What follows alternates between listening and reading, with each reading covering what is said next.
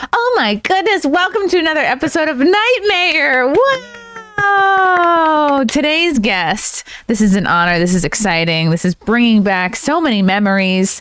Not only is he a comedian, not only is he like the only other comedian that was at the Capitol on January 6th, but you can watch his show live from Studio 6B on Real America's Voice, and you can watch his other show, LI News Radio, every day from 9 to 11 a.m. Welcome to the show, Kevin Downey Jr. Thanks for having me. This is hilarious. This is so exciting. I know. I was just like, oh my God, this is going to be huge. It's going to be great. I haven't seen you in years, and I have been like low key worrying about you like Thank you. Almost every day since 2021 until the pardons. And then I was like, I wonder if Kevin's been pardoned. Sort of. Sort of. Now, thank you for worrying, because I'll tell you how worried I was.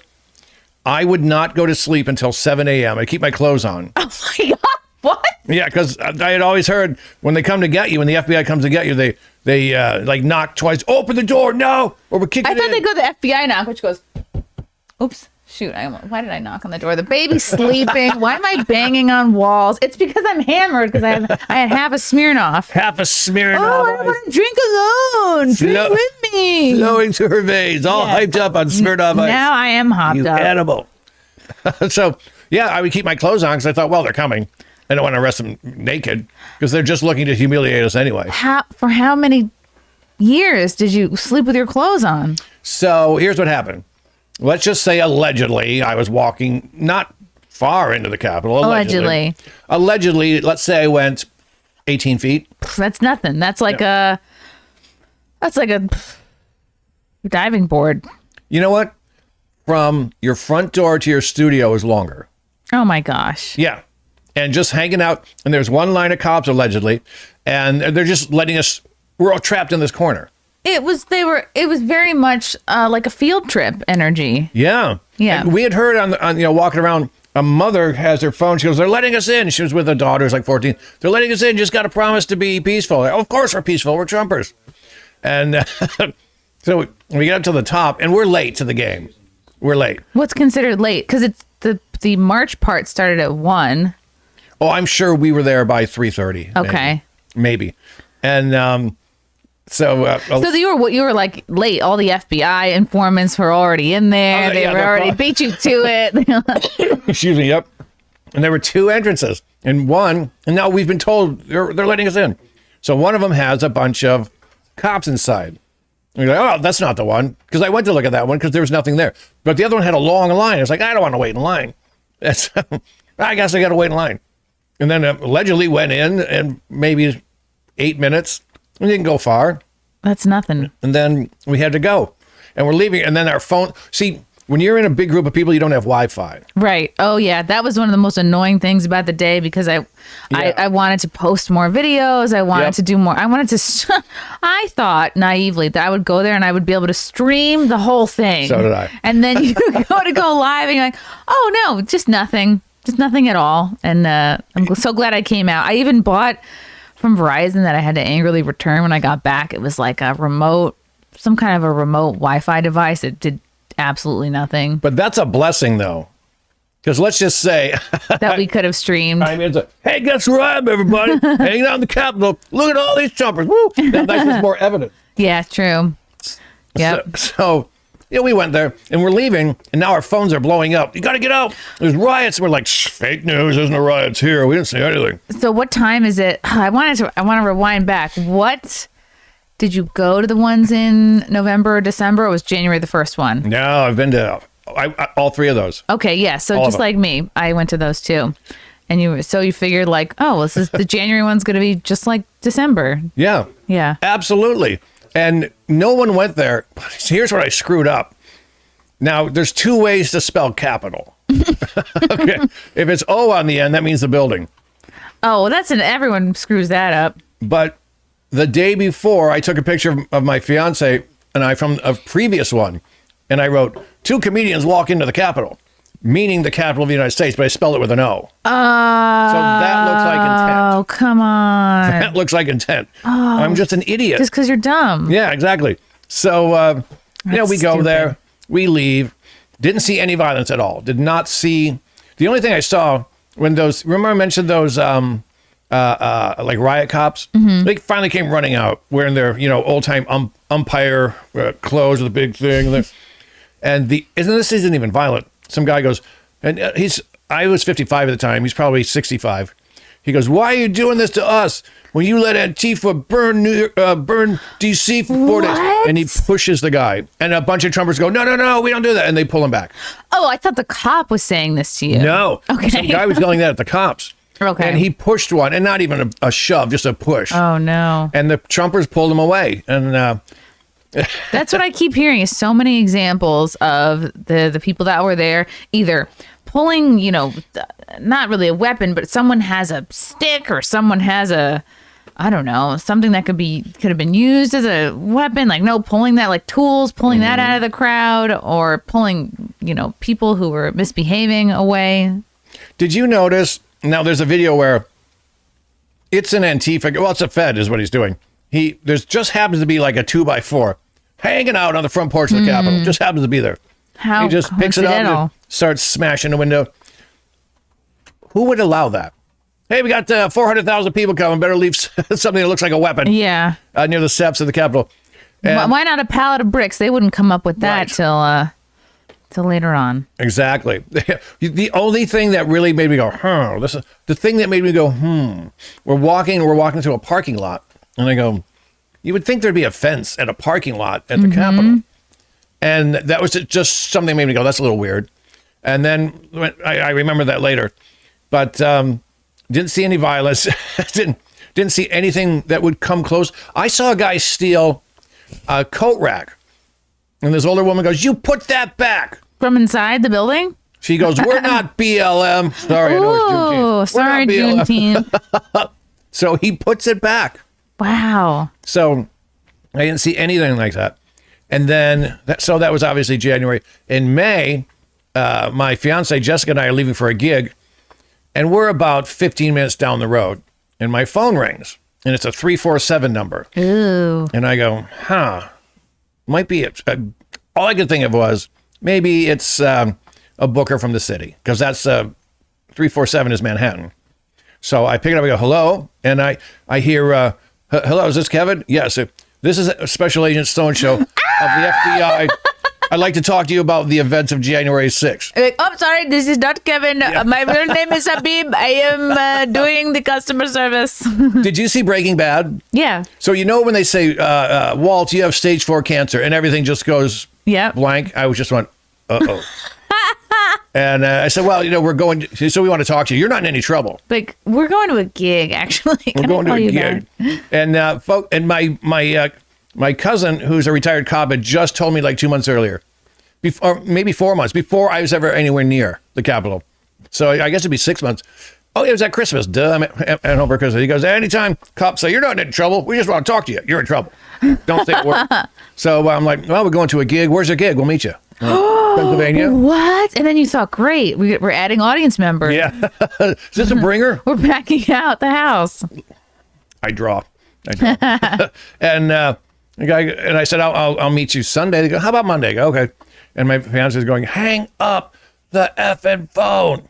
And then I remember what my cousin told me. So I'm like, okay, so that's it. So we got a lawyer. I've never been arrested. I don't know a lawyer, but a friend of ours. Do you know John Mulrooney? That sounds Comedian. familiar. Yeah. Good friend of mine. He lives upstate a bit, and he goes, "Oh, I've got a lawyer." But his was a Second Amendment lawyer. Okay. But he goes, "He'll handle this." So my first lawyer was up there, and then the guy who hired me at the radio station, who has since passed away, he goes, "You can't." He goes, "You're not going into court with that lawyer." And so he finds lawyers, and now I have to cough up 60 grand. Oh, what? 30 each. 60 grand. Yep. Oh my God. But it ends well though. I get most of it back. From who? From The Trump? lawyers. Okay. The lawyers just say, "You did nothing wrong. Here's." I've never heard of a lawyer No one has heard of it. giving you money. No one's heard of it. So of the 60 grand, I got 53 back. Because they had to spend some money doing some things. Well, yeah, they needed a new suit, yeah. a couple new suits, a couple bar tabs. Yeah. So I obviously don't call the feds back. The lawyer says, "All right, you can't talk to me. You got to talk to me." And there's a rule. If you lawyer up, they can't bother you anymore. Okay, That's good. sort of the rule. So then I eventually get the other lawyers because what happens is I go on a gig and I forget where I'm going, but So the feds didn't come to your gig? How annoying. it was in PA. I know. Okay. I'm so glad they didn't.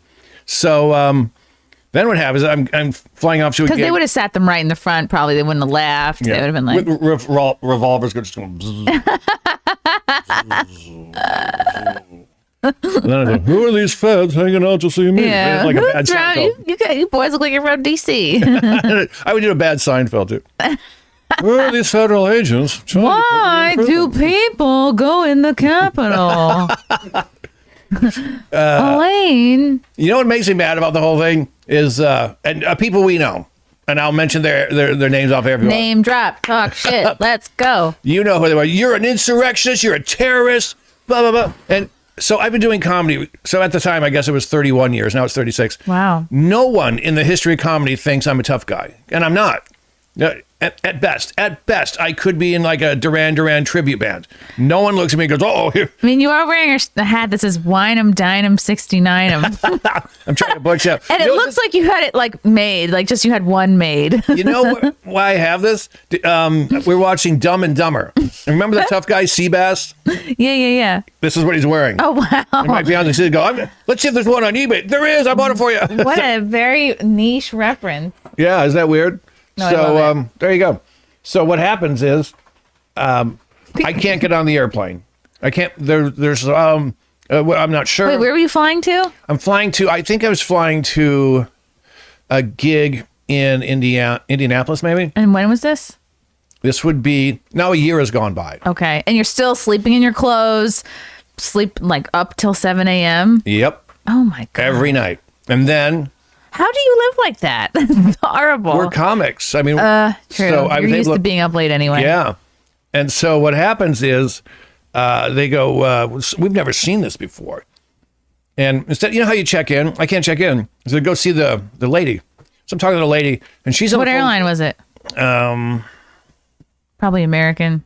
Yes. It was. They're the ones that made me change my pants at the gate Did they really? Mm-hmm. Why? because they were too sheer. Meanwhile, if we were fat, black, or trans, anything goes. Yeah, it was a couple years ago. They made me and my friend Keanu like change our pants at the gate. It was. We were in Vegas. Okay, it was like what you would imagine. It was a typical Vegas outfit. Do they know who you were? No, it's this. Okay, so what we were wearing was on the left. They made us change, and then that was the outfit on the right. I had to squirrel through my carry-on. Really? I found shorts, and then it looks even worse. That was offensive to them. Yep. That's amazing. I was wearing a tasteful bathing suit bottom underneath the sheer pants. Oh, so I can't get on, but then I see the woman's face just go white. She's like, and she's scared Oh of me. my God. No one's ever So she scared of goes me. to scan your ID, and then Oh, that's all been done. So long story short, I had the 4 S's at the bottom of it. wow, you're in the 4S club. Yeah. And then I come back and it's the same thing. Now, the next week, I'm bringing my fiance to a gig. She have it too?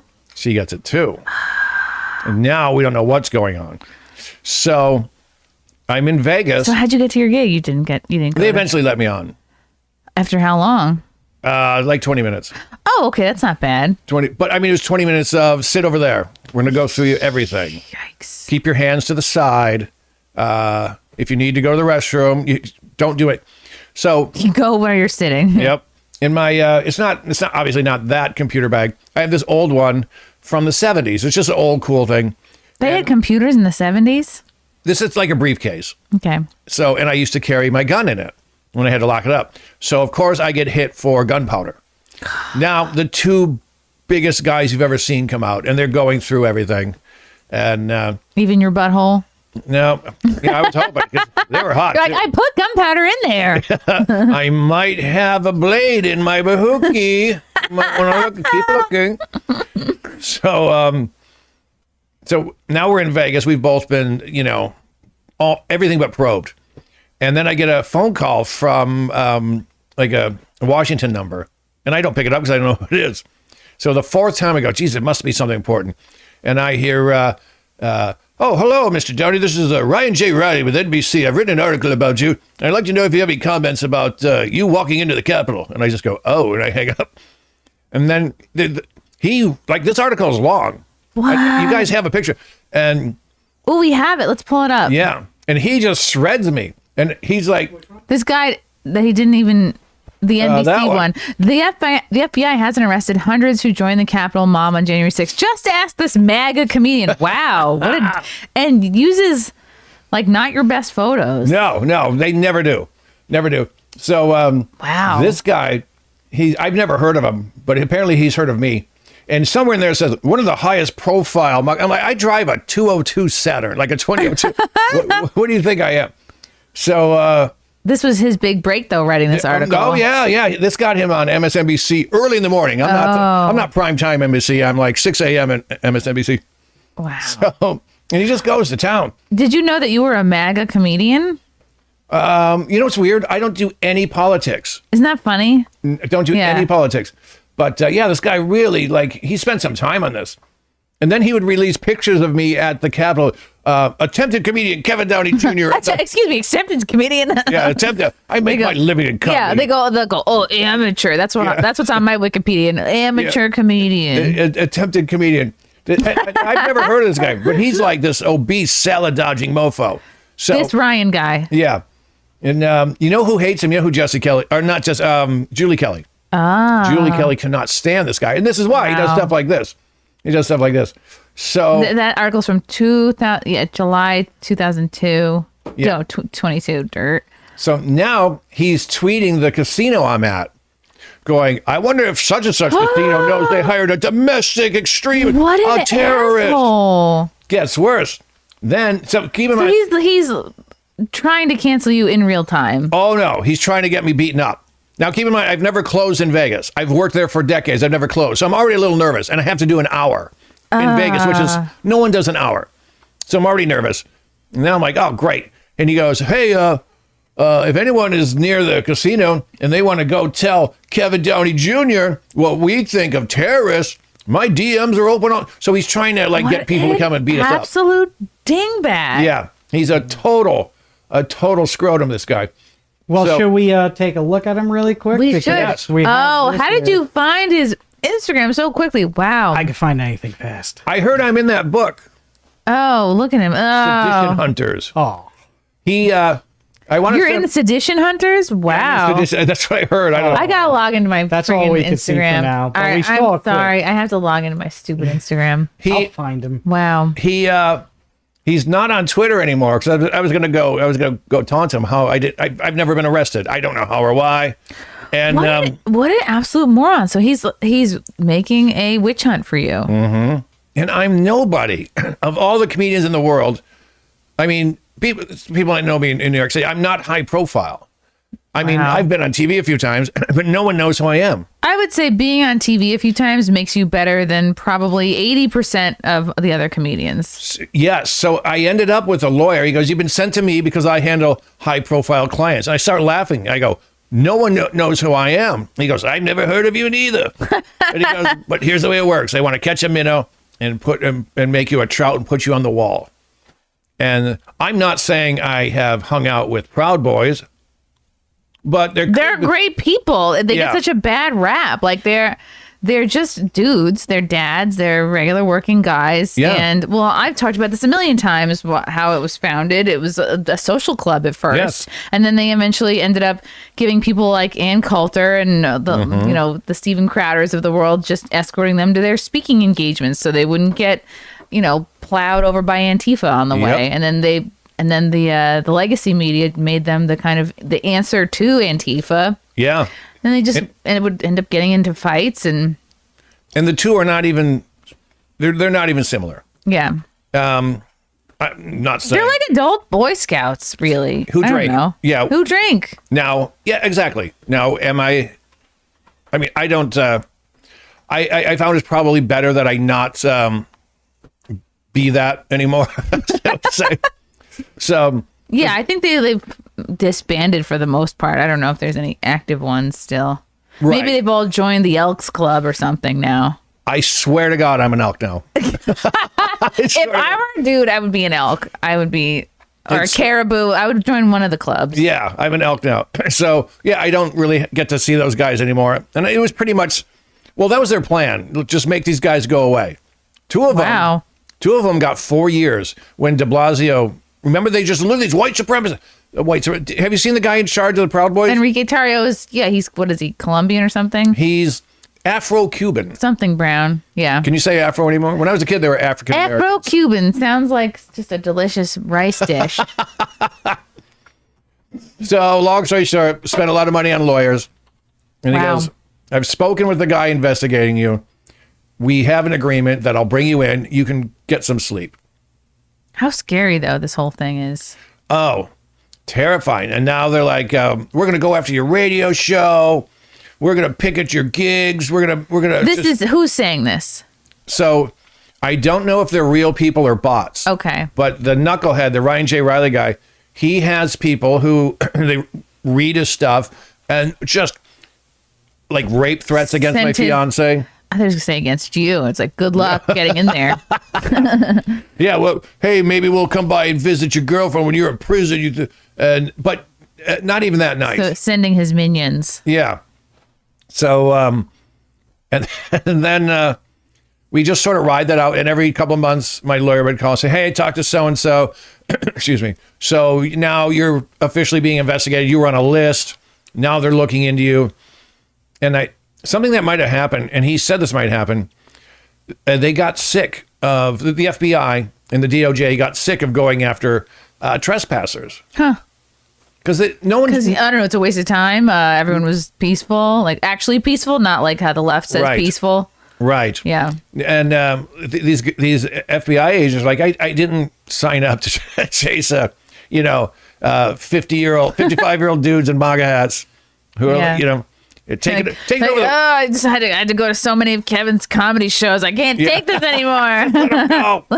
Take him off my list. Yeah. So and they just never got around. And I thought, the Proud Boys, the article, when's it come? And I'm watching I'm watching people kill themselves because it's horrible. What they put people through. Matt Pena or that sounds familiar. In Pennsylvania, just killed himself.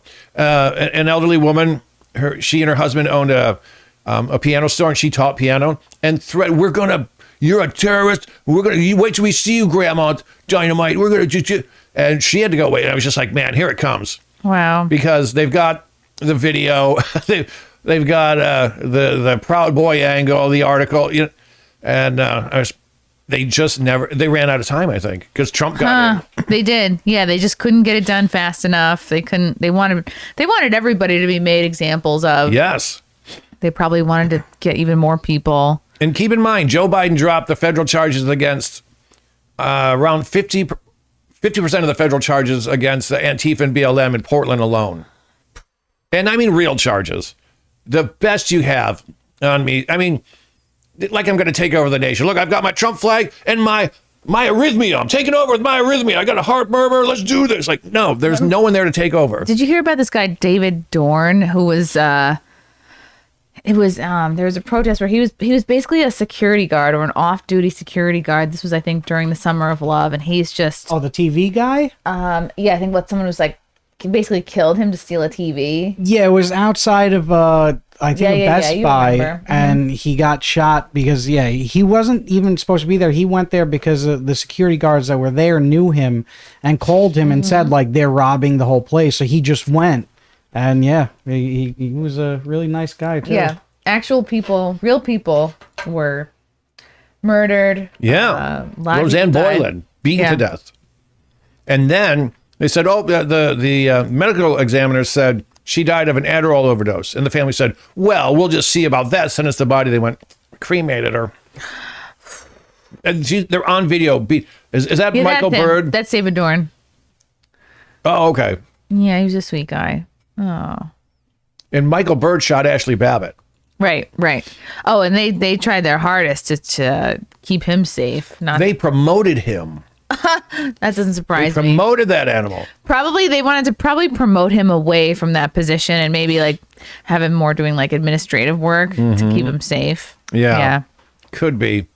So then, Trump wins. And my fiance calls a lawyer and goes, "Hey, can we like get a pardon?" And he goes, you were never arrested. Technically, you don't need one, but it's over, and we're going to send you almost all your money back. And we're like, wow. Could we just be like, can I get that pardon to use like later? Like, Yeah, can I bank it? he said, he goes, it's over. And he said, and not only is it over, but most of the FBI and most of the DOJ are done. Unless it's a tiny town, like, we don't get to do this. This is great. We got us a real domestic terrorist. Oh, God. But, Long Island and the city, they were just done. Yeah, good. And so, but I mean, they were still chasing people. But thank God I live in a place with actual terrorists. And I got to chase them. You got to chase those ones. You're in Manhattan? Long Island. Oh, you're Long Island. But right, you're from Detroit. Where in Long Island? Hicksville. Oh my God. Okay, cool. I'm familiar. I'm from Rockville Center. Oh, I'd miss Long Island, sort of. The traffic is so bad. And you don't realize how bad it is till you leave. Oh, yeah. And then it's like, you get to Pennsylvania. How did I live here? Yeah. I can't even see the next car. It's great. Yeah. It was great. Hicksville's cool, though. What's your longest car drive for a gig? Wow. Actually, it's a great story. I was newly dating Frank, maybe probably a year or something. And this is when it was one of my first TV credits. It was Laughs on Fox. I remember Steve Hofstadter was like, we're taping Laughs on Fox. And of course I procrastinated. I don't answer my emails fast enough. And so I missed out on the slots for New York, where I was living. He's like, but we have slots available. And it was like, I think it was like Columbus, Ohio. And they named a bunch of other cities. And the Columbus, Ohio was the only one we could do. Was it Punchline? Yes. And Frank drove me something like 10 hours. Yeah, that's brutal. To do this TV taping. And at the time I was taking Adderall because I got a prescription because I was just bad at my day jobs. I thought, oh, I have ADD, but really it's just like, no, I'm probably just meant to be doing this and not, spreadsheets for somebody I hate. And I remember I just was like very, you can, if you're on Adderall, anyone who's taken it, it's very not good for you. You get kind of like hungry and manic, and like if you don't eat, like you get dehydrated. It wasn't this show. It wasn't Punchline. It was Laughs on Fox, which was so long ago. But anyway, yeah, like he drove me all the way to that gig. It was like 9 or 10 hour drive. Yeah, I'm from the Midwest. I'm like a trucker. You pick a town. Like, oh, from the GW is exactly this far away. That's a haul. And that's not a pretty haul either. No. It's just boring highway after boring highway. This Laughs clip was actually when they filmed this in at Broadway Comedy Club in the city. God, I don't even know if that taping made it anywhere. Oh my God, I thought I was so cool in my thrift store dress there. I thought I was truly the cool. I thought I was what's her face from Mad Men in that dress, but really, I have kind of a muffin top. That was my thing for a while. Muffin tops? Yes, muffin tops. No, wearing dresses like that. The way that was set up. I guess it's cool. It's still in the closet, but it's gay. I'm gonna need the jaws of life to get back into it at this point. Hofstadter got fired from Fox for that thing because it was all non-union. Oh my God! And that's why it went away right away. Wow. Yeah, I remember there was a debacle over that. People, comics, they get at each other's throats. People are like, oh, that's not a real TV credit left on Fox. And it's just people who are probably jealous or don't have anything else better to do. I was on Queer Eye for the Straight Guy. It was the biggest... Why were you the one being made over? Yeah. Oh, really? It was the... Oh, can we find this? It was the biggest... I was selling out clubs for a year because of that. Really? Did way more than like... and now you dress in kind of tight pants. Well... all thanks to the queers. You know what? I dress... Sorry about the pants being tight. No, it makes sense. The jeans that I wear typically, I don't wash very often. And I was like, I can't wear these. Who washes jeans? I can't wear these. Yeah. So, I mean, today I'm not... I can dress like a British rock star. And that's how they did it. That is how you usually dress, yeah. But it was so hot and humid. I was just like, I'm just going to throw this shirt on and with the what hat. Does it say? I love fat bitches. Yeah. Did you wear that for me? You know what? I was doing a gig in Morgantown, West Virginia, and I saw some guy wearing one. I was like, oh my God, I've got to get that shirt. And then I asked someone, and they oh, it's a place that sells sandwiches. And they have a fat bitch. That's the name of sandwich. Oh. So I waited till I went back a year. And I drove early. And I said, I got to find this store. And I found it and I bought the shirt. Wow. So you waited a year to get this shirt. Yeah. You couldn't order it online? Nah, it's like a mom and pop sandwich place. And Wow. like, yeah, you can come and get one if we got it. I admire that dedication. I just have that stupid memory where if there's something I want, so I used to be really OCD. Like I would buy everything and I was really messy. So I wasn't like the clean type, but everything. And you wouldn't do like Marie Kondo's tidying up. You wouldn't like purge ever. You wouldn't like do spring cleaning. If you can find the queer eye, I was on because I was such a slob. Oh, so your home was slovenly. Yep. And I'm a hoarder. Oh, wow. Do you still hoard? No. What broke your hoarding? The gays? That when I was on that show, it was so huge. And it was just humiliating. Did you know you were a hoarder? Oh, yeah. They come to check you out. Oh, wow. And the guys, they go, don't mess up your apartment. We'll know. Don't mess it up. Like, don't clean it. Like, don't make it try to look messier than it is. Okay. So I'm like, all right. So I didn't touch anything. And I had a bedroom in like a lounge. Okay. Like a cocktail lounge. And the guy shows up with a video camera. I said, just so you know, they told me not to mess it up and I didn't, but I'm going to pick up this beer bottle. And of course, there's the dust ring. And the guy's like, dude, you couldn't fake this if you tried. This was amazing. Oh, no. You're grotesque. This is so good. And I sold out clubs for a year from that stupid show. Wow. Okay, so what was the biggest takeaway that the queers taught you? Excuse me. I know how to match colors. Ooh. Clothing wise. That's why I can tell you, you should be wearing lavender. Okay. Oh, did they do spring? Did they do like color theory, or not color theory, but they do like your seasons, like you're either summer, a spring, a fall? Nope. They went, so my hair used to be brown and I don't know why it's black now. I mean, I highlight it because, gay. Yeah. You got some colors going on. Yeah. But it turned black. So all of my clothes. So you know what you do? Find someone with their coloring who's famous and see what colors they're wearing. Right. Like those other famous redheads like Jessica Chastain and the other one.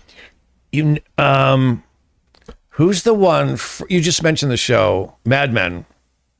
Christina Hendricks. Watch what she's wearing on there. It's just boobs. Every time I it is look boobs. at her outfit, I go, oh, her outfit is boobs. That's what she's wearing. You can wear lavender. You can wear blues are good for me generally. Yeah, softer blues. But this is a good blue for you too. This sort of ruby blue. I do have some extra wallpaper. I'll just wrap it around myself. Hopefully, ruby blue is the gayest thing. Ruby blue? I thought it was ruby red. Oh wait, what are? Wait, navy blue? No, there's a stone that's lapis lazuli.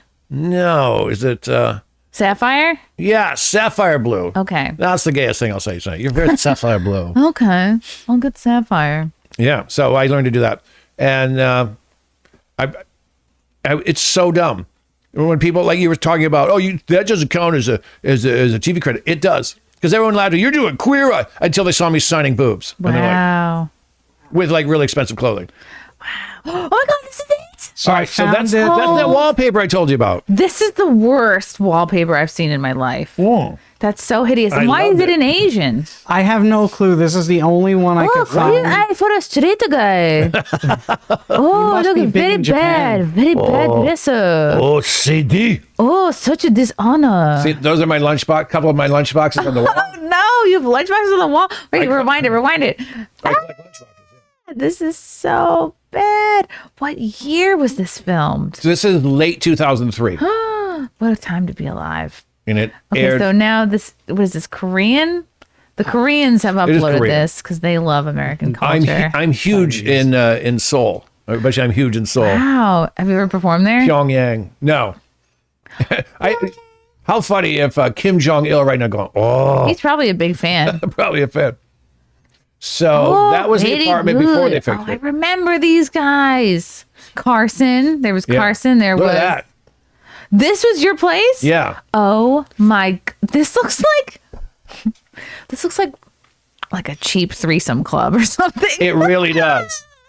And they hit the nail on the head. Oh no! They call it the boom boom room. Oh my God! No. There we are, running upstairs, and now my eyes are closed. Wait, what are they saying? I have to listen. Oh, okay. Put your headphones on. Yeah. Relive this with me. All right. Oh, very good. Wait, is it all in Asian? I believe no, it's in Okay. English. Okay. I can't believe you found it. Oh yeah, I was looking all over the place and I found it. Play it. It's an Asian. Wait, this is fine. This is fine. We can understand what they're saying. Okay. Wait, so they're blindfolding you to your... You kind of do look Asian in this. Maybe that's why I got on to be on a Korean TV. He's one of us. It's in Chinese. They're blindfolding you to your own place. Can we hear what they did to my voice?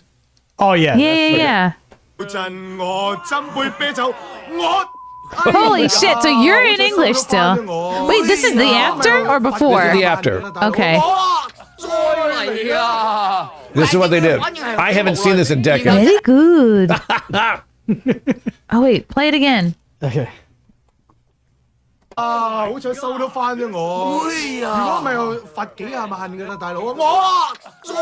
no! Yeah, no wonder this is famous in Korea. You kind of look Korean. Yeah.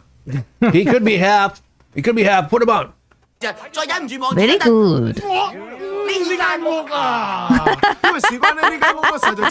You know why the Asians like it? They also live in small spaces. They're probably inspired by this. And you know what? I technically have the same haircut. You do. Wearing a hat. You have an Asian aesthetic. Yeah. This was before? Yeah. Hold on. You didn't even try to clean it up? No. Whew. Yeah. Wait, you had a girlfriend at this point? I got engaged on this show. Oh my God. And they. So you're with Jessica? No. Oh, you're somebody else. So this. And then this. You had a girlfriend, and your apartment looked like this. Yeah. Well, we didn't live together. Okay. That's my. So everything you just saw with the couch, this is the same room. Okay. Oh. Wow. What happened to the bed? It just got laundry on it. Yeah. You know what's funny? I'm reading this thing called Snark TV after it came out, and it was page after page of this guy's ugly, he's not funny, can't believe that chick's gonna marry him. He's pushing 40. I was 38 at the time. He's grotesque, and I'm reading all this. And then my brother's ex-girlfriend goes, wait a minute, he's usually pretty funny. I've worked, because she was a comic, worked with him 100 times. She goes, the only thing that really stood out was he would dump his laundry bag on his bed and never put it away. Just pick stuff up and wear it the next day. That's a trick with laundry. You gotta, as fast as you can, put it away. Mm-hmm. Otherwise, you never put it away. So this was a studio? No. So I had a roommate. He's not on it. So this was my room, and the room with that wallpaper you didn't like, that was the bedroom. Okay. But see, the way I had it, they said, no, your bedroom is big. You don't need a huge bedroom. We're going to make the bedroom your lounge and put your bed in the smaller room. That makes sense. Right. And something else I learned. And there you go. And they turned it into that. That's the same room. This was the bedroom, but they've turned the bedroom into the lounge. Yeah. So, and now that's that is cool. They made it really cool. That's wow. bamboo on the wall. How cool is it? Wow. They really did a great job. Yeah. Did you say to them, I want to make this look like a threesome club? Or No. they just did that? You know, you get to know them mostly through the producers. I would talk to the producers every day. Tell us what you're into. Tell us what you like. Blah, blah, blah. And so that guy there to the left, Tom, the designer, he said, so I get sort of a swinging 60s bachelor vibe off of you. Mm-hmm. So we built this. It's called the Boom Boom Room. That's exactly what it looks like. It's cool. It's very cool. It's amazing. Wow. So then how long did you live there? Like another year and a half, 2 years. No. We got engaged. So about another year. So this show made this woman want to like lock it down with you. Yeah, I was shocked. I'm really shocked. So yeah, we get engaged on the show, but they teased it like, look at this slob and look at this pretty girl. And she's going to ask her to marry him, and we'll see what happens. How did you submit to be on this show? So my girlfriend at the time, I loved the show. She goes, you should submit. And I'm like, they're never going to pick me. Da, da, da. So there's some things online you answered, and I was just an idiot. Said, what is your morning ritual? I would go shower or masturbate, sometimes masturbate and shower, sometimes both at the same time. Just stupid stuff. What will be fine in your cupboards? Mealworms in the biscuit. Hold on, is the look that you're wearing before or after? So that shirt is a before. You see that? See that hula girl? Yeah. So her dress is yarn and it moves. Oh, that's cute. That looks like a bowling shirt. It is absolutely a bowling shirt. Because I used to collect them. Oh, wow. But did you bowl? No. Not a lot. I just like the shirts. Yeah. So, Okay. and then they're going to have me try on the clothes. And I do a little fashion show for the boys. Wow. And Did they do much with your hair? Your hair already looked good. Not. Can we back up? Let's back it up. Okay. Will they show? Yeah, it looked like there was some stuff in. All right, there you go. Around here. Yeah, let's go to the Oh. Whoa. All right. Those are Kevin Downey Jr. T-shirts no one bought. Oh, that's my ex-wife. Oh my God. Wow. Oh, wow. You look like you should work at a Hot Topic. That's my hi-fi. I still have that. Whoa. Oh my God. How are they in your place? How are they at that. in here? You know what? Looking back, it's like, I can't believe I lived like that. And you know what? I went through therapy. You could have put the same exact application into Hoarders. Yeah. And been just as easily chosen for that show. Yep. And look, I painted it that color. I thought, oh, this will be fun. And they must do so many of these shows that they're not like disgusted. Right. I mean, he's disgusted, but Yeah. he's gay. It doesn't take much. You know what's funny? As we're leaving up the first day, I hear the designer guy say to his crew, he goes, all right, I want heavy duty masks for everybody. Otherwise, you're going to be breathing some sort of, I forget what, mites or something. Oh my God, they're saying you had mites? Oh yeah, he said you've got dust mites all over. They all had to wear masks because I was a hazmat show, I guess. Oh my God. Look at my Pee Wee Herman bike. What, just there? Yeah. Wait, you have a room that's pink? Is that your bedroom? That was the lounge at the time, and right now I'm in the bedroom, but they're going to flip that. Oh, And I boy. painted it that purple color. this Oh, is- this will look great. How long did you live like this? My whole life. Well, yeah, my whole adult life. And now you don't. No, actually, Now before. you're better? Did you revert? No, I'm not 100% better, but I'm way better. Okay, but I was good. even in I think it kicked in junior high school. That's when I remember it kicking in, where my mom would yell at me, and she'd be out of towels, and she'd be doing the laundry, and I'd have 15 in my bedroom. And then one day she picks up a towel, and a tiny kitten goes, and my mom goes, What? Kevin! You had a cat in the towel? I had 2 cats under the bed. And you didn't know they were there? They lived there for months before my parents knew. Yeah. And that's how they found What? out. How did cats get into your room? Oh, You I didn't wanted know. them. Oh, I found some cats, like my friend's cat. Oh, you and knew? kittens. You knew they were there? Oh, yeah. Okay. I just didn't tell my parents. And I successfully hid kittens for like 6 months. Oh my God. Yeah. Oh my God. Did they have like a therapist sit you down and they figured out why you hoard and like why or anything like that? You Like, know what? Did they I ask had- you if something traumatic happened? I had so many other problems that I didn't even bring that up. Oh, they didn't even try to find the source. And I was doing well, blah, blah, blah. And I said, See, here I thought January 6th was going to be like the worst part of your life, and it's not even close. nah. That was a kind of breeze. makes sense. You handled that gracefully. This is way worse. Yeah, It's yeah. not that bad.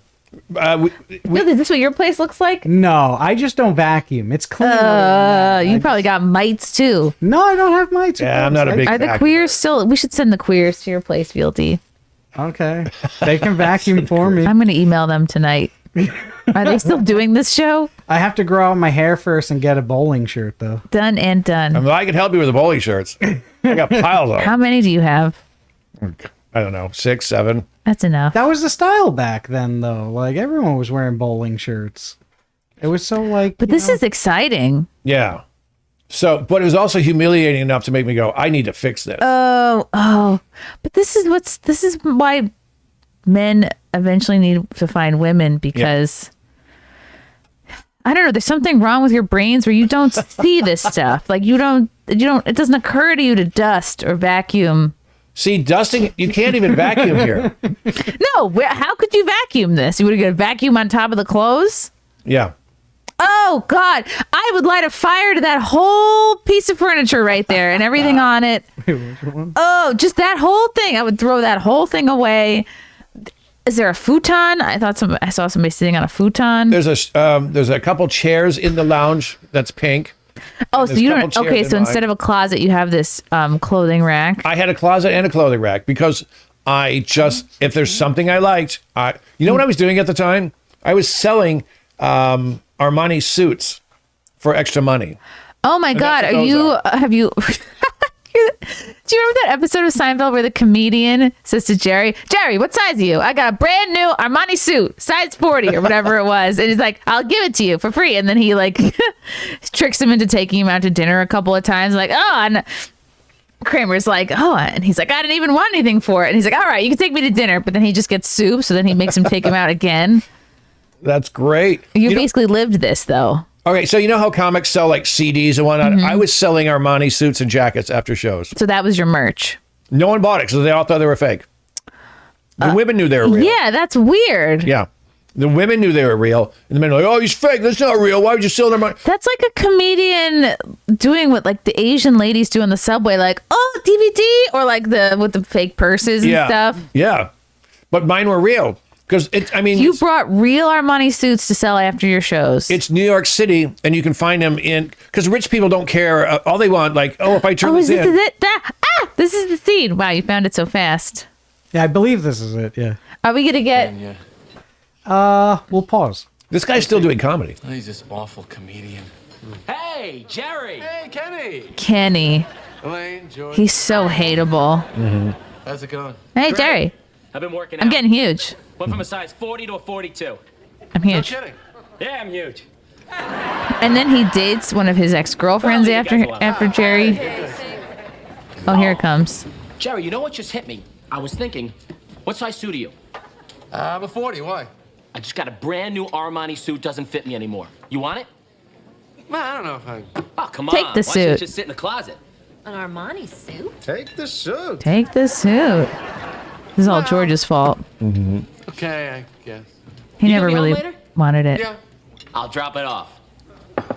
Hey, no suit. Yeah, lucky me. Hey. Here you go. Yeah. You didn't think I was really going to give you a suit, did you? What, you're giving him the suit? That's right. And it's Armani. Armani.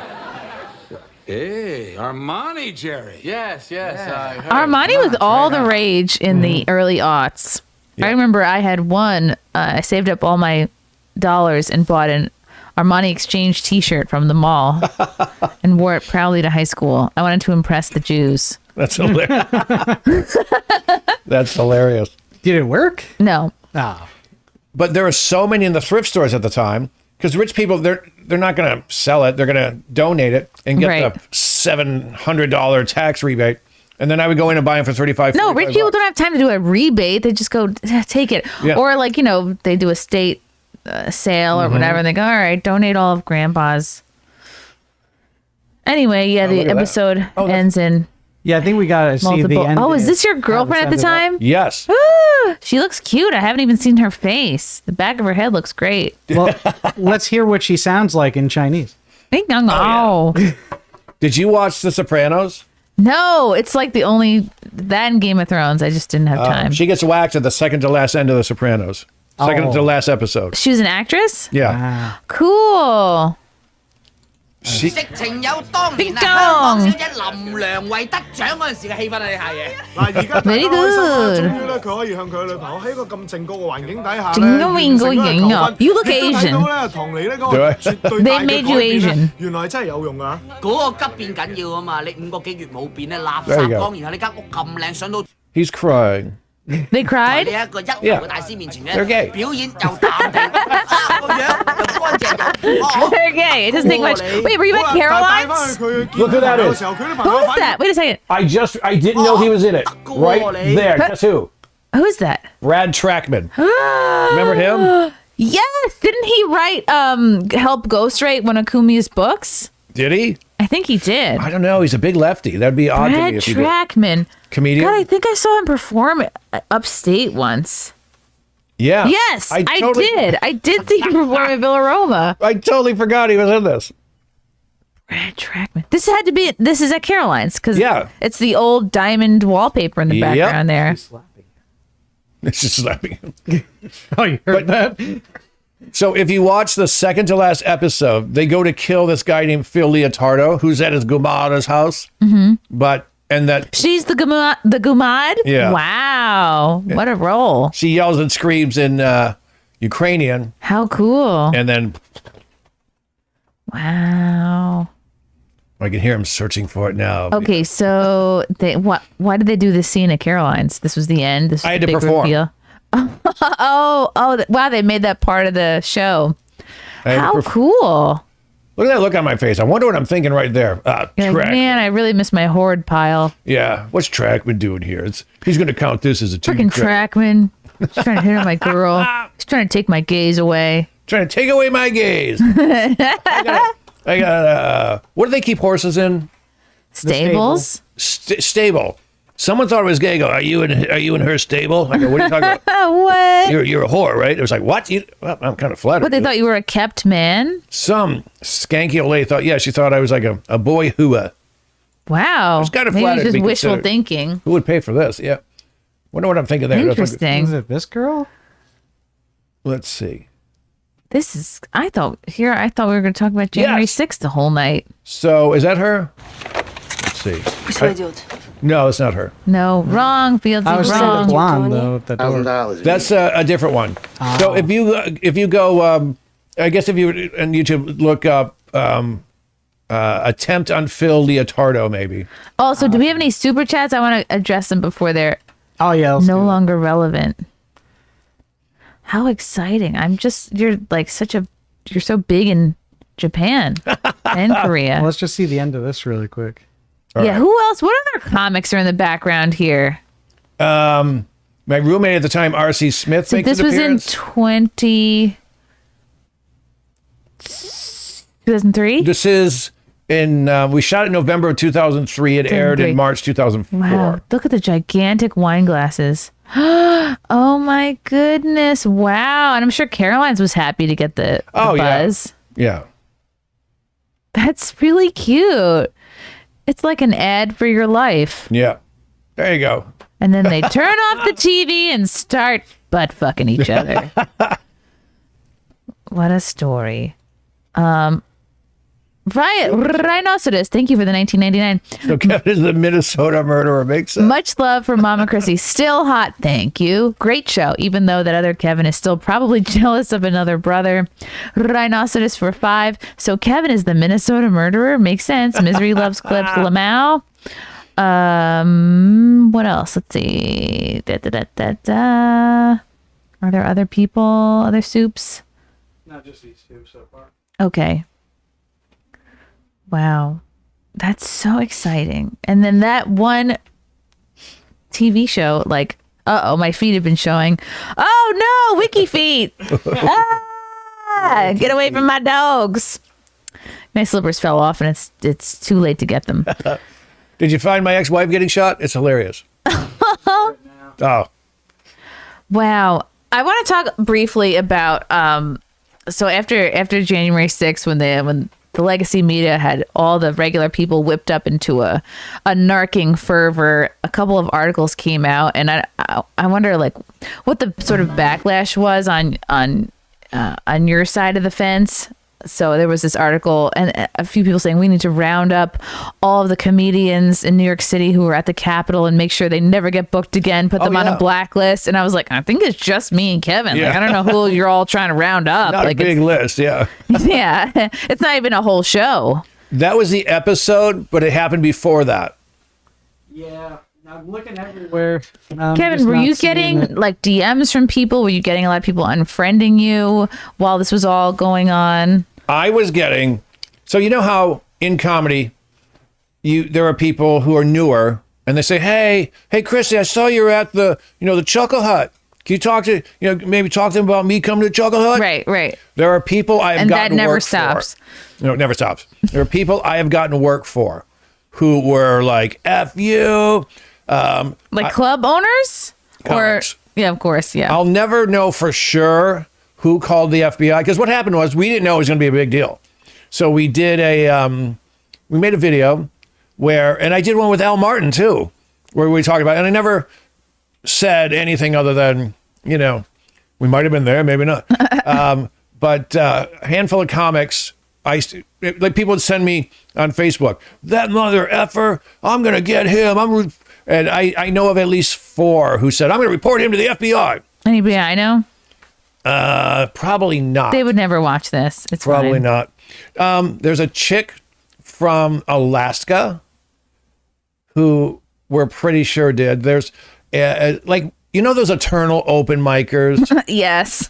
One of those from Long Island. Okay. Pretty sure he did. But I would just go to a club and people would just snub me, or I would get messages.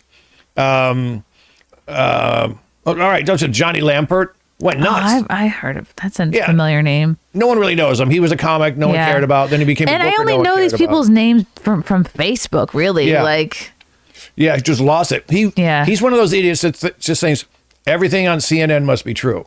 Oof. And when you tell them they're not, you're crazy. How stressful to be that person, though, and live that life and actually believe that what you're seeing is true. So, and there are clubs that just stop booking me. And there are people who stop talking to me. In the city? All over the country.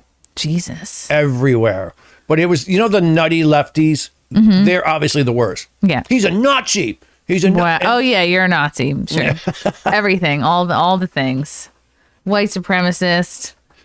Yeah. Oh, God, I get that a lot. When really they should have been chastising you for your appearance on Queer Eye for the Straight Guy. Exactly. Should have cleaned up a little, KDJ. Not Nazi. Hoarder is more apt. Nazi hoarder. Look at all of my dead Jews. Looks how many I can fit into my closet. Do you like that soap? That's where I came from. Just don't open the microwave. There's a Jew in there. Wow, that sucks. Yeah. I had people messaging my Facebook friends saying, you got to unfriend this girl. She was at the Capitol. It's like nobody you've ever heard of or had a conversation with. It's like someone just takes it upon themselves to do this like lame activism. And wow. It's funny because like the January 6th happened. And then when it was the lockdowns, and then de Blasio was like, well, he's trying to push the vax passports for the city. I was like, well, I'm just not going to perform anywhere in the city. So that all kind of like went together at the same time. And so I kind of just stopped performing in the city altogether. And then I was on the road more anyway. And like now it's fine. I'll get up here and there if I want to, but really more the road makes more sense for me. Absolutely. I think I'm done with the city. I mean, I never did that well there anywhere. Anyway, it's tourists and it's like NYU students really, or it's people who like live in Manhattan who maybe are a little bit like living in a bubble, and it's not really like real America. So right, I'm doing I like Roadhouse gigs now.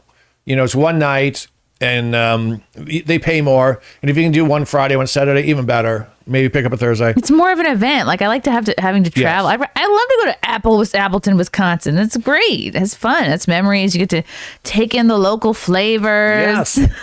I used to do Appleton, Wisconsin every January until someone else bought the club. And they said we have our own people, that just happens in comedy. We have our own people.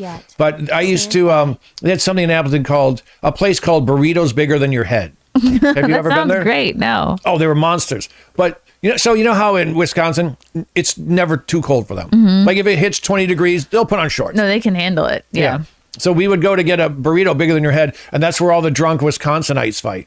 Oh, wow. It was hilarious. Freezing, though. Like -4 degrees. They're still punching each other out. Wow. They're a hardy people. I used to love Appleton. I used to draw there before the internet. Ooh. I would take, I'd leave things out so they could sign up on the Kevin Downey Jr. mailing list, which is just me sending them postcards when I come back. People show up, be like, let me get one of your suits. Yeah, I'll take a suit. No one ever bought one, though. I got sick of carrying them. How many suits would you bring to a show? 3. Okay. Or maybe a jacket and 2 suits. Okay. Or 2 jackets and a suit. Because they're hard to carry. And I was like, that is a no lot one's to buying carry. these. And maybe you thought you would do so well. You're like, I sold all the suits. Now I have to sell what I'm wearing. If I were still living in the Midwest and I went to a comedy show and they had an Armani jacket for $25, I would have jumped at that. Even if it was the wrong size? No, it's got to fit. Yeah. If it fit, I would jump at it. But I mean, how else are you going to get one? The thrift store, yeah, or an estate, an estate store. Yeah, and Detroit thrift stores don't have a lot of Armani. Trust me. No, oh my and God, if it is, it's probably got not a without a bullet bullet hole. Oh, right to the butt plug. Race for that punchline. Oh, happy Juneteenth. Happy Juneteenth, Kevin. I celebrated by taking the working batteries out of the smoke detector and replaced them with batteries that need to be changed. Nice. So bad ones. So we have that chirp going. Nice. Cheap. I borrowed money from my baby mama. Ah, well, I hope you plan to never return it in honor of the holiday. You know what a cop told me? He's retired. He said, anytime you're looking for someone, and here's what he said. When you're looking for a black man, you find the woman he was sleeping with, but no longer is. And I'm not kidding. She'll out him. He goes, she'll out. He banged that hoe down there. Oh my God. And she goes, and he said, 99% of the time, tell that motherfucker he owe me $200. And he's NYPD retired telling me this story. I'm howling. It's hilarious. So funny. Oh my gosh. Wow. I feel physically uncomfortable with owing people money. Yeah, me too. There we go. We've only got 2 more hours to get in our chirps before it's June 20th. What's a chirp? It's a chirp. It's one of our sound drops. If you put on your headphones, you can hear it. Hey, do it again, Fieldy. Oh, so it's letting you know. I'm doing it for my phone. We don't have those sounds. Oh, no. Chirp again for Kevin. Okay. I don't think I heard it through here, but I still heard it. I like that we still had to wait for it, just like you do with a normal smoke detector. But when you're white, you go and find it. Though. Yeah, it's funny if you're white. But I know it is. This oh my is God. racist. Thank you for the fitty. Thank you for the pink boy. 2020. It's not over yet. Stand by. Oh my God. What's not over? Well, he was alluding to that it's going to be another summer of love. The activism's going to kick up. I've been saying that on my radio show, which everyone should listen to, linewsradio.com. Yeah, just go to linewsradio.com, please. Every morning, 9 to 11 a.m. Yeah. I've been saying it's going to get even worse than George Floyd. Immigrant race war. You know what we had, though, this time? We've had terror attacks, which I guess all of the George Floyd party was a terror attack, but real terror, like lighting Jewish people on fire. Yeah, the black people were not lighting people on fire. Right. They'd be like, that's good Hennessy. We're not going to waste that. It is flammable, though. I don't know why. First thing I thought of. Well, we wouldn't even know because their smoke detectors don't work. So. Right. So the fires can happen that way. Yeah. So as of course a MAGA comedian, as titled by what's that name, Ryan J. Riley. Do you think? Well, is it too soon to say that Trump has led us into a war, or we're right there? I think Trump didn't let us into one. I think they're asking for it. And I think sending troops in, probably a bad idea. Sending airplanes over to kill, like just cut off their heads, how many are left? Like 3 Ayatollahs and the rest are dead? Do they get internet? I don't know very much about them. They actually shut it down. They shut down their internet? In Iran. Who they did? Don't want the people Elon? knowing. Probably Elon did that. Oh no, the president of Iran did it. They don't want people knowing what's going on. But what are they going to tweet out? Like, ooh, here's what we're up to. They're afraid people are going to go on and maybe go on American news sites and figure out what's going on. But then what would happen? They would leave, or they would panic or not trust their president or something? As I understand it, the leaders of Iran, their biggest threat right now isn't the U.S. and it isn't Israel. It's their people taking over because they're fed up.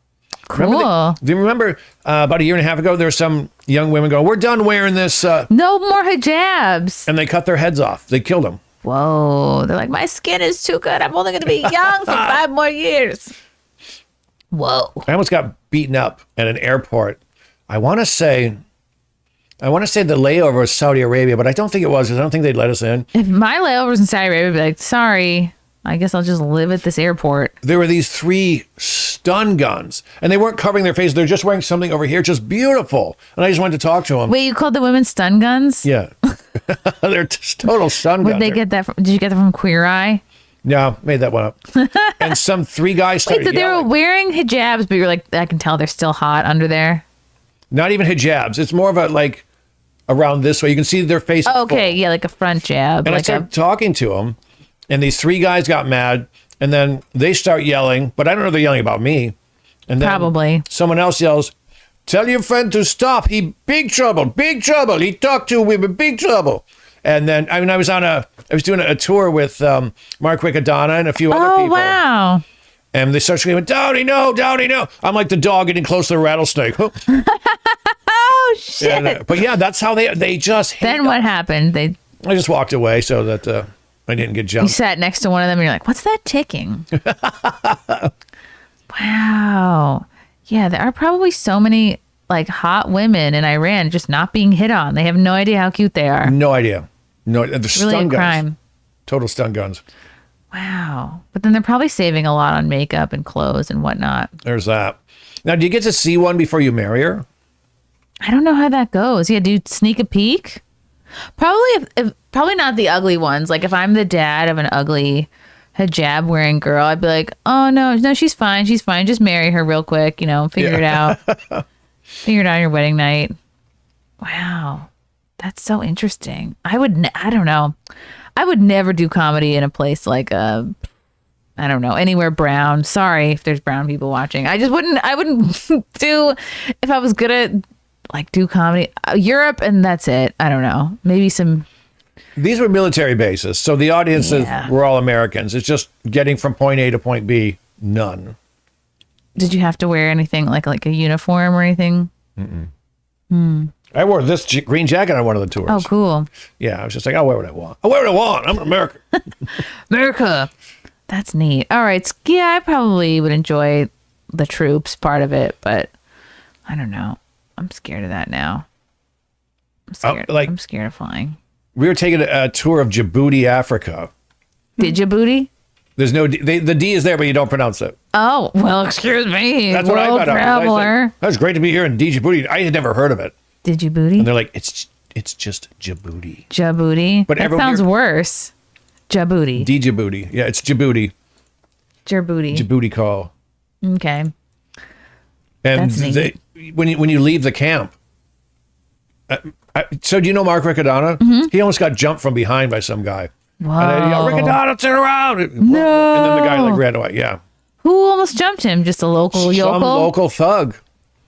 I mean, there were, I think, 5 comedians. I just picture someone like almost going to do leapfrog over him. Like that's what I think jumping someone looks like. But then you just take their wallet. No, that's horrible. It was really scary. So there was a show called Lie to Me, and I learned this on Lie to Me. Whenever people are about to fight, whenever someone's about to attack someone, they can't help it, but their face will, their eyebrows will go like this. You can't not do it. You can't Really? go, yeah. And this he's like 10 feet from Riccadonna. But unless you have a lot of Botox, probably not. Right. And he gets 4 feet away, and I see in his face, I go, Riccadonna. He turns around, and the guy like, So you saved him. Did he thank you for that? so that guy was jumping. Oh, thanks, man. Yeah. He's a good friend of mine. And then you said, Riccadonna, give me whatever's in your wallet as a thank you.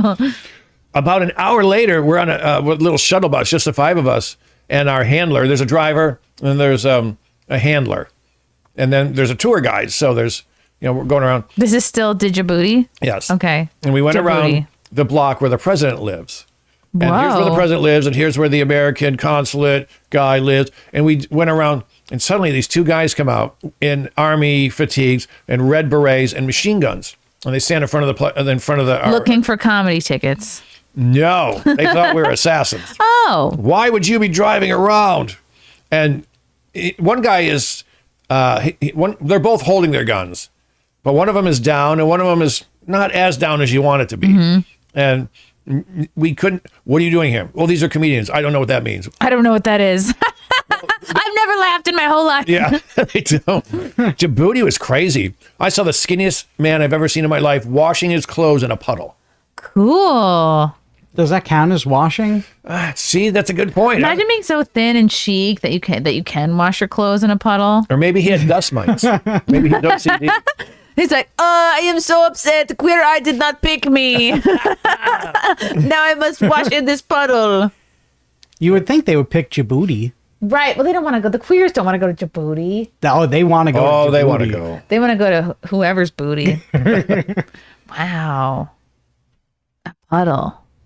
It was gross. Did you give him your sandwich or anything? No. Or But 40 cents a day? you know those commercials where they're like, they came up to us like, these little kids, and I was like, all right, here's everything I have. The kids. I was like, I'm going back on the shuttle bus. I don't want to be anywhere near. They swarm like little zombies, little hungry zombies. Oh, the poor kid. That's sad. It was fun. Well. The adults, I'm like, Except for that. the adults clearly I can make fun of, but the kids, oh. Right. I don't know how to follow that up. You're like, I gotta go back to the base. Yeah, there's probably not a lot of sightseeing in Djibouti. No. And it's so dangerous that the soldiers get combat pay there. Whoa. Because every couple of weeks, some knucklehead throws a grenade over the T-wall. T-wall is like a cement wall shaped like an upside down T. So here's your flat part, and it goes up like 8 feet. Did they also play T-ball? They did not play T-ball, though they had T-walls. That seems like a missed opportunity. Yeah, I think you're right. So they're just tossing grenades over willy-nilly? Yep. And they said, once in a while, we'll get mortar fire. And I'm like, what's that? Like, that's a grenade that shoots out of a tube. So it goes even farther. I'm just imagining like at the bank where you have to put the tube in the... Oh, yeah. like the thing, it's like, whoosh, it like sucks it up. I actually really miss that about my bank from Long Island. They even told us, don't hang out near the walls because... I mean, when you throw something over the wall, you're not going to throw it that far. But a mortar, they said, those are the dangerous ones. That is scary. How will I know it's coming? Oh, you'll hear it. Well, I don't know what it sounds like. Yeah, when you hear, it's coming. Like, yeah, I would not venture outside the hotel at all if I were in some place like that. Is that the most dangerous place you've performed? Yes, and we didn't get to stay in the hotel. We had to stay on base. Okay. I had to sleep in what's called a clue, a contained living unit. It looks like a boxcar. Were you guys all like, it was Professor Mustard in the study with the wrench? It's like this. It looks like a small boxcar, and there's a half a wall so that privacy. I'm on one side, there's a soldier on the other, so that you can like just put your penis on the other side of the wall. Like, hey, check this out. It's a glory wall. Glory wall. Put that away. Sorry, that's got inappropriate. That sounds neat. Yeah, not too bad. Nicest place you ever performed? Bougiest? Oh, all right. It's near here. It's pretty bougie. I can't remember the name of it. You know Carrie Carabas? Yeah. Carrie Carabas goes, I've got this gig where everyone bombs. And whomever bombs, they get banned. And it's a nice thing. Like, what is it, like a country club or something? It had a hotel, had an indoor-outdoor pool that went from the indoor to the outdoor. Oh, wow. And so the room holds like 50. Who bans you? Oh, I'll tell you. So everyone's getting banned. So I go there. It's 2 shows Friday, 2 Saturday, only 30 minutes, and you follow a musical act. Okay. So the first 3 shows could not have gone better. They're Who great. were you doing the shows with? Carrie? She booked me, but it's just me. Okay. And I follow music. So the 4th one. So you have no warm up, you have no host. You're just going after like a musician. Ugh, that's rough. They just say, that was so-and-so on the piano. So now here's what happens. When it's just the lady playing the piano, everything goes great. But for the late show, some famous Argentinian guitarist comes in, and he's in his late 50s, and he's a legend. And I've never heard of him, but he sits in with the piano lady, and he's doing things with his guitar that I didn't know any human can do. He's playing amazing. with his toes. He's just and he wasn't supposed to be there, and he's a special guest. And they say, and they're done. And it's only 50 people. They're screaming. And then he says, in a very thick Argentinian accent, "Thank you, we are done now. Comedian Kevin Downey Jr." And they haven't heard it. So they leave. They go, "Hey, everybody." And they're all going, "What happened to the legend from Argentina?" Oh, no. And I have to do 30. And you should have just let let me borrow your guitar. Let me see what I can do. Try. The heckling is so bad. A woman goes, "Get off the stage. We effing hate you." Oh, no. That's horrible. And my fiance's howling. Every comedian in their life gets a heckle that soul-sucking and bad. Oh, yeah. It was great. You loved it. You know what? It was painful. And they just go, "That's it. You're fired." So he goes, "I can't bring it back." What happened? Do they pay you? Yeah, they paid me. But I never, and it's not a lot of money, but it's easy to get to. And they said, is it on Long Island or is it in Westchester? It's in Jersey. Okay. About an hour and a half from the GW. And I can't remember the name of the place. But that was a nice place, and that was bad. How about you? I remember, I think I did a set at like a country club, I think in White Plains. I think Felicia Madison booked me on that years ago. I think I did comedy, yeah, out in the Hamptons, maybe once or twice. And then when I opened for Doug Stanhope at like Mohegan Sun or maybe it was Foxwoods out in Connecticut somewhere, that was pretty nice. That was pretty cool. Yeah. I was just there to see Tom Jones. Oh, cool. They used to have a comedy show in like the big, I don't know if it's Tom Jones Theater, but it was a theater. It was a big room. It was a big room, yeah, right? It was a theater. And more so just like, because Frank went with me and like we had a room and then Doug was so freaking cool. Like whenever I think somebody's like famous or like kind of like a comedy legend, like they could afford to be an asshole, but they're not. And I'm like, you could be barely talking to me and I'd still think you're great. And he was like, oh, well, just come up to the room and hang out and have a drink. And he was just the coolest, like just so fun to hang out with. Yeah. I mean, I think ate dinner with him after. And I was like, this is so great. And then like, we're getting in and out of the elevators with him and people are like doing this thing like, Doug, you know, Yeah. Like, I was like, wow, that's neat. I did the San Francisco comedy competition in 96 and he was just there hanging out. He had won it the year before. He just wanted to hang out. Wow. And I didn't see him again. But his manager is a guy I know from Tkts in Alaska. And he would work up there all the time. And his manager is now traveling with him. And I said, hey, I just bought tickets to see Stanhope. You're going to be there? He goes, yeah. And you know, Stanhope's a big drinker. Yeah. And he wears it well. Mm-hmm. He goes, I got to warn you. His two best friends just died.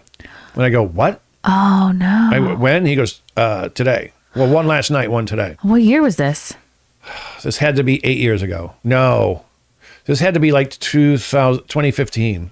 Wow. So he goes, I don't know what's going to happen. So we Wow. go. You're probably just still in shock and not really processing it. I don't know. So what happened? He owned. How'd they die? Do you know? So he owns this house, and there's a house on the property. He owns that, and he rents it to his two best friends. They're married, and one of them goes in for some simple surgery. I think the woman goes in for surgery and dies. So the husband kills himself in the house. How romantic. Yeah, in the house, and it hasn't been 24 hours yet. Woo. And he's on stage, and he's at the hour point. He goes, folks, I just got to tell you, I feel like I robbed you. My two best friends died. And he said, you know, one died on the operating table. The other one came home and shot himself. And his girlfriend, Bingo, called hysterical. And he's on stage going, I said, okay. And everyone's just like gutted. And he goes, so I told Bingo. Wait, during the show he called Bingo? No. He's telling the story. Okay. So Bingo called him, going crazy. He said, there's ambulance. There's got to be 5 fire trucks, cop cars, the whole thing. And he actually did. He goes, all right. So I told Bingo, all right, here's what you do. Get a for sale sign, put it on the lawn, and everyone starts laughing. And then my friend Greg goes, come on, we'll go say hi to him. And what happens is, now I don't think for a moment, I haven't seen him since 96. And he goes, Downey. He goes, I'm on stage. I'm like, call me crazy. That guy's got Downey's hair. I wondered if it was you, and I hadn't seen him since 96. Wow. That's like some weird sort of intelligence. You. Yeah, some weird sort of intelligence that I'll never have. To remember haircuts? From someone you haven't seen in 19 years. I think comedians you remember, though. Do they? Decent ones. Not, or you remember the forever open micers who try to ruin your life. But oh, yeah. Yeah, I think there's it's like a kindred, it's like with black people. They're all like, oh, what's up, my N-word? Or like with runners, when they see other runners, you just sort of, there's like a mutual something. Some like 20-year-old came up to me at the green room at Governor's, and he had taken the comedy class there. And this is his first, he goes, Mr. Downey, you remember me? And I said, no, I'm sorry. Well, about 7 years ago, you were at the Albany Funny Bone. And he's a really good looking kid. And he goes, was it Matt Rife? No, not that good. He goes, you don't remember trying to buy me from my mom? What? I go, what? Yeah, you're on stage saying what a good-looking guy was. You want to buy me? I said, did it get a laugh? No. I said, did it get a laugh? He goes, oh, we were screaming. He goes, you don't remember? I go, sorry, kid. That's insane. Oh, that's so funny. But yeah, that's what people remember. Maybe that's what made him want to do comedy. He said when I was just like, I want to do comedy. He's like, oh. That's really cool. How about it? You changed a life. Oh, now he's going to be an alcoholic with like STDs. Yeah. I mean, he probably didn't last long if he was good looking. It's not really a thing. No. It's rare. It's where dopey guys go to get laid. Yeah. And women with very low self-esteem go to get over their daddy issues. Yes. Yeah. Wow, yeah, it's very rare. Something has to go wrong. My friend Lila Hart says this all the time. She's like she's got spina bifida, so she's like 4'6", and she's like, Chrissie, we shouldn't really even. We're both good looking. Something had to go wrong in our lives for us to be doing this. Like, there's truth to that. I've taken her on the road for so many things. That's so much fun though. But it's like the best times, like the best conversations that we have. Right. And like we have the same like pre-show routines and like can you talk to anybody before getting on stage? Like I need everyone to get the F away from me. Like I need my bubble. Like after a show, I'll talk to anybody for however long. I'll stand and glad hand for 2 hours, but like an hour, half hour before the show, like if you try and talk to me, I'll have you physically removed. So, no. Yes and no. If I get paralyzing anxiety. I can't remember the last time I've done a show without 2 drinks. I always have 2. Maybe it's in my head. I gotta have 2. It's better. Like when I got pregnant / gave birth and still nursing, like I can't drink. So it's like, right. And maybe that's why I'm more anxious because I don't have my baby. So I have been that way, and sometimes I still am, but sometimes. I mean, I've been doing it 36 years. I can just go, oh, bowl of chili, thanks. They're calling my name. Oh, this is great chili. And sometimes like, everyone get away from me. Sometimes you'll eat chili at the beginning of your show. It doesn't matter. Like they can be doing anything. And then, but I found that's a good way to get out of that is to challenge yourself. Like, I want to be alone. No, be gregarious. But I have a thing. I don't want to talk to the crowd before the show. Yeah. Well, yeah, because it's friends and it's people in the crowd that go, oh, hey. And they're well-meaning. They're all nice people. But they go, oh, hey, what's up? And they go, like, they can say hi. I want the first time they see me to be when I'm on stage. Yeah. That's kind of my goal. I don't want to ruin the stage presence with my real personality. Right, exactly. Yeah. He was so boring. And now we got to laugh. She was boring and nice and talked about her kid. And let's just walk out. Oh, you know what? Let's ask your chatters. Hi, chatters. Do you think Chrissie looks like? Oh yes. What was that? Did you say Anne Margaret? Anne Margaret. We were talking before the show. I was debating a haircut because I just don't have time to wash it or brush it or really deal with it anymore. I'm done with having hair. So what do you think about like a this? I don't know. I like it. I feel like it's the beginning of the end once you start cutting your hair. You know what though? Best advice I ever heard from a woman on hair: cut your hair short. Doesn't have to be razor short, but a woman told me this: no woman over 50 should have long hair. That's true. You do get to a certain age where it's like, what are you trying to do? Are you a weird hippie? Are you like, you don't want to be an old lady with long hair. That's true. Because then you're like getting into Halloween territory. Yep, exactly. Like, hello, children. I don't believe in candy. Have a penny. So, but what's that age? I mean, if you're like a hot, like, look at J-Lo. She's hot, and what is she, 60? And she's still, whatever works, she looks like great still. Let's go everyone who's not J-Lo. Okay, so for regular people. Yeah, regular. I think before 70, could you have long hair in your 60s? I've seen hot women in their 60s, like regular women. Well, maybe. Or do you have to go like shoulder length? Maybe 60 is the new 50. It is. Thank God. So then 70, is 70 the new 60 yet or not yet? Well, probably. I got to tell you that I have some mommy issues. I've never dated anyone older than me. Never. What are your mommy issues? She was pregnant with me at 15, and I was very Catholic. I thought she was the biggest, filthiest who on the planet. But she was a young mom, which is kind of cool. Yeah. Well, once I got over that, I was like, great, we're going to know each other. You know, I mean, Yeah, you're gonna be we're going to be besties. going to bingo together. And then she like dies at 67. I was like, what? So how old were you when she died? She died in 2014. So what is this?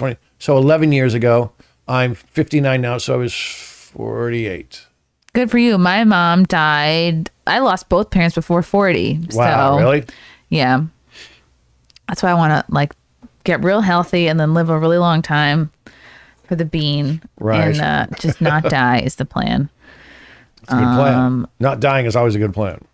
When did you start getting mad at your mom for being a 15-year-old mom? So I was psychotically Catholic. I went to a Catholic school in Detroit because the other schools were too dangerous. And I never did the math. And then one day, my cousin is over and she's 16 and she's a sophomore. And I went, my mom was 16 when I was born, 15 when she was pregnant. So I said, wait a minute, Mom, you had me at Lynn's age. And she goes, yeah. And I said, and Lynn is halfway through high school. Was I a mistake? And she goes, Kevin, I knew this was going to happen. Wait, how old are you when you're having this revelation?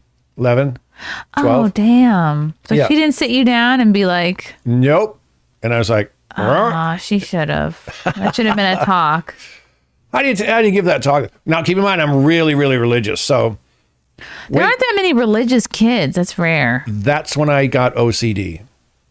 Really? Because whenever she would like, let's say she's, let me fix your hair. Whenever she touched me, I would have to wipe it off because she was dirty and now I'm filthy. Wow. And then everyone I found gross, if they touched me, I'd have to wipe it off. I would have to, do something to get rid of it. And so you didn't notice That's this. so interesting. Did you see what I just did? I went like this and then get your finger a little wet, touch the spot that they touch, and now I'm clean.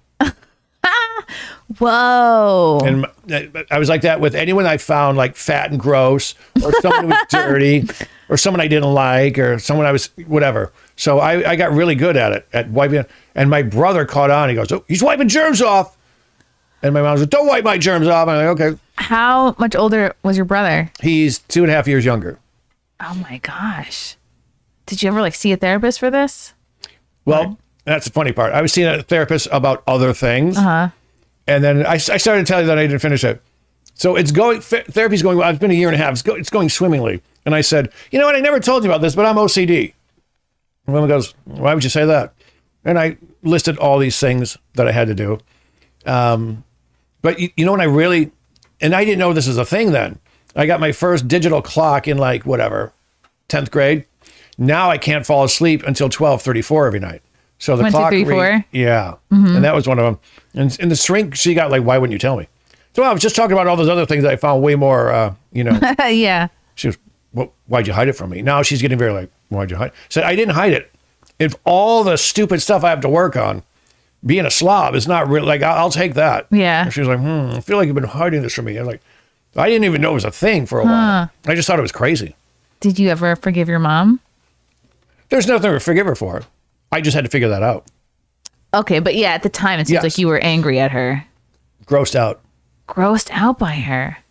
Because, 6 years of nuns, sex, bad sex. And obviously you don't hear that when you're in first or second grade, but you eventually hear it. But sex had to have happened for you to be here. Right. But I had no idea she was 15 in high school. Oh. I just thought, my mom and dad got married and they had me. But yeah, I got over it with, before my 30th birthday. That's good. It's only half my life. Oh, wow. That's so interesting. Then did you say was your dad the one that knocked her up? Okay. Well, then that's nice. He did the right thing. She was 15. He was 38. So it's kind of, I'm kidding. Oh, he was the teacher. He was the teacher. You. He was the gardener. And they're still together? Well, they're dead, but. Oh, right. Well, so technically, yeah. Technically, they're together. But that's so sweet that like your 15, 16-year-old mom, and then how old was your dad? Was he a year older or the same age? He was born the year before. Okay. So he's about 8 months older. He's like 16, 17. 17 when I was born. Wow. No, wait. When did they get married? 16 when I was born. Then a month later, he turned 17. How old were they when they got married? She was 15. He was 16. Oh, so he married her right away. That's kind of sweet. With a ring pop and everything. Yeah, I think they kind of had a choice. Like, do you think the parents, your grandparents, like made them? They weren't very happy. Oh, okay. Well, they stayed together. I don't know. My parents were not happy at all. I think they would have been. Neither. I think they would have been much happier to split up. I think it would have really I would have had a much healthier view of marriage had they not been with each other. Absolutely. Because it made me not want to get married. Because I'm like, oh, look, this is terrible. You're going to just resent this person and hate them. And you're going to spend all your time avoiding them. And you're going to talk shit about them to your kids. Yep. I didn't get married until 39. Yeah. And I don't have any kids. Yeah. I might have been close to that too. Just took a long time to realize like, oh yeah, my person is not, and we're not going to be my parents at all. We couldn't be more different. So I don't know. Would you adopt? Would you try for kids? Mm-mm. I don't want them. My fiance doesn't want them. Okay, that's good. You're both in agreement. You know, though, every relationship for me would start, so happy to have a man who doesn't have a job. He has a career. And I don't want kids either. And 4 years later, you miss Grandma's birthday every year, you asshole. And I want kids now. So it always... But these were other girlfriends you had? Okay. Comedy and... not wanting kids. One of those two would always kill off a relationship. Wow. And they often go together. Yep. Like if you're a dude and you're pursuing comedy, but it is easier to be a dude pursuing comedy and have kids than being a woman pursuing comedy. Like one of those things has got to go. I feel like you can't go as hard with comedy if you want to have kids at any point. No. So I used to be gone 3 weeks at a time, back, and I wasn't even here for the big comedy boom, but remember when clubs were like Wednesday through Friday or Wednesday through Saturday, sometimes Sunday? I would go to let's say Appleton, Wisconsin, and then go hang out with my parents for the 3 days, then go to Indianapolis and, Wednesday through Saturday, hang out with my parents for a few days, hit Akron, Ohio on the way home and come home and then be home for a couple days or maybe a week. Yeah. There was a time you could do that. But those clubs, if they're still open, they're not doing 4 nights a week. No one is. How did you get into comedy? I was living in Michigan in the suburbs, and there's this place that's still open. It was called Benny's McDago Pub. I think it's Benny's now. I think the McDago guy died or something. And I went there, and it was a Monday night, and I actually ran into someone who did it because this is in the 80s when there's comedy everywhere. And I was like, oh my God, this guy's a genius. So what year did you start comedy? What year was it? 89. Wow, cool. The 80s. So yeah, I missed the big comedy boom. When was the comedy boom? I think until the day I started. It was all the 80s until the day I went into wherever it was. So the 80s mostly? Oh, yeah. But that's when they would pay you. They say, how do you want your pay, green or white? Green being cash, white being the cocaine. Oh, wow. And they were making, some of those clubs were paying more than they're paying now. Because they're selling out every show, they would tell me. I wasn't there. But, and you'd be gone for months if you wanted to. Wow. And they would tell you can make $1,000 a week being an MC. Wow. And there was enough Monday, Tuesday gigs. Because no one has Monday, Tuesday gigs. But there was enough of them that you didn't have to take a day off if you didn't want to. There's always, wow. whatever, the Dairy Queen or some diner having comedy. And no social media. You didn't have to fill the room with your own people. You didn't have to do any promoting. Nope. You don't have to pay for Facebook ads or get a TikTok. Nothing. The people would come. They would show up. And if you were a draw, then you got way more. Yeah. That's neat. I've heard the stories. How old were you when you started comedy? 23. Okay. So you're did you go to college? No. Well, I went to Schoolcraft Community College to be a cop for 2 years. Didn't graduate. So. Ooh. And I would carry my cop books in the back of the car. I was delivering Domino's pizzas. And in 1984, the guy who owned the Detroit Tigers bought Domino's Pizza. And so that's the year that, one of the years the Tigers won the World Series. So now everyone's eating Domino's pizza. And their little rule is if it's not there in 30 minutes or less, it used to be free. That was, you get $3 off. So we were encouraged to speed. Right. And like the 14th time I got pulled over, nicest cop in the world. He was like in his 60s. And I'm in Northville, Michigan. You're like, look, I work for Domino's. They're like, oh, I understand. I had the sign on my car. He knew I was delivering pizzas. And the guy, really nice, he goes, look, I've got you on 3 things. I can't let you go. I'm going to write you up for 1. And you're never going to be a cop in the state of Michigan. Because of the speeding? Because I had so many tickets. You're like, and the 3rd thing is this pizza doesn't have pepperoni on it. Yeah. Can you take the thing? And he goes, what's plan B? And I said, well, I wouldn't mind being a comedian. And he goes, go to New York. You won't have to drive because you're going to lose your license. How cool. That was actually really good advice. Yeah. I wish I knew who that cop was. Maybe he's listening. Could be. That's so neat. Wow. And now I feel like if most people were like, oh, would I, like ask you for advice or me for advice, I would be like, do anything but. No, I always say to people like, do anything but comedy unless like you can, unless it's like a disease. If you feel like you have to do it and it's all you think about. Or like even now, you can get it into your life. So you don't have to necessarily be a full-time stand-up. You can do a lot of different things. I would say do that. Because, I mean, looking back, all I wanted, comedy. I didn't go to college. There was no plan B. I think I put too much emphasis on it. So now, doing radio is way more fun. Yeah, it is fun. It's so, I don't have to get on an airplane. I can't tell if people are laughing or not. It's like being on TikTok. I just bang it out. I swing for the bleachers, and it works somehow. But so it wasn't a waste. It will never be a waste. I loved touring the world and getting paid to tell jokes. Here's another joke about my scrotum. Here we go.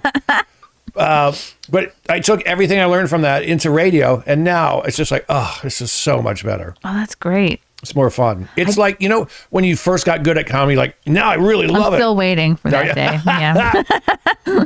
That's right. It's like, yeah, it's just so much fun now. Yeah.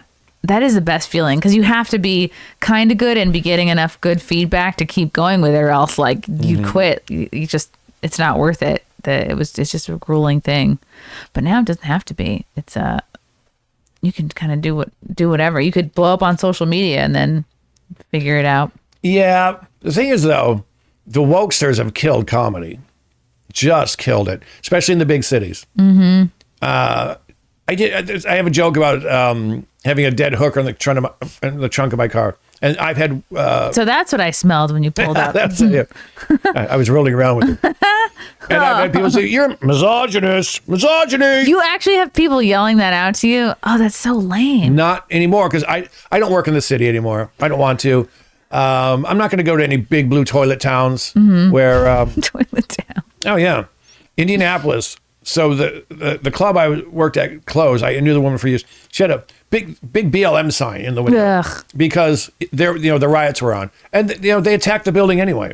I'm like, what are you doing? Well, don't stop, please. We're black, or somebody black lives here, or it's black owned. I mean, it's not black owned. Someone black works here. It's the janitor. But please don't attack us. You know what's great though? They burn black neighborhoods anyway. It has nothing to do with being black. It's all about communism. It's all about how can we destroy? What's the oh, a black guy. Well, that's and what is it now? It's illegals. It's and before that, like a month ago, it was Palestine. The trans. It's for the trans. We got to beat people up for the trans thing. And do we got a video? Oh, is this a video? Yeah, so this is apparently Whoopi Goldberg saying being black in America is worse than being a woman in I America. love Whoopi Goldberg stepping in on what seems like a monthly basis.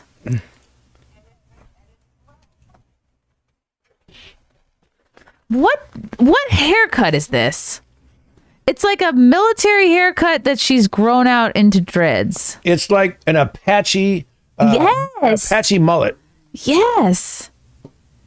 Now, keep in mind, she makes $8 million a year. Oh, my. How could you make that much money and be this much of a cunt? Like, and just be angry and shit and never have a smile on your face? Watch what she says. This is sick. Iranians literally throw gay people off of buildings. They don't adhere to basic human rights. Listen, here's the thing. Let's not do that. Let's not do that. Let's not do that. Start with that. Let's not do that. We have been known in this country to tie gay folks to the car. When? When has that happened? Maybe 45 years ago. Gay people are literally, they're the highest form of person. It's you. Yeah. There's nothing better. The whole LGBT FBI crew right now. You're the absolute top of the victim food chain. And then they always are swapping. Anytime I watch The View, which is never the TV show, it's always a clip. It's like there's always a new like conservative chick. They're always they never make it that long. And she's right. They haven't. I think the last time a black guy was dragged by rednecks was in the 80s. But not if you're Whoopi. It's happening all the time. All the time. And then she looks out into the audience like, you better clap for that. Yeah. You better clap. They're out of their minds. I don't think this show is popular. I think this show is put on just to keep pushing the narrative. Wow. I thought you were going to say because people hate watch it like we're doing right now. This show only exists for podcasts. You know what? It does. The only time I hear about this is if I'm listening to conservative radio or something like this on Twitter that makes it around. Wow. And the clapping.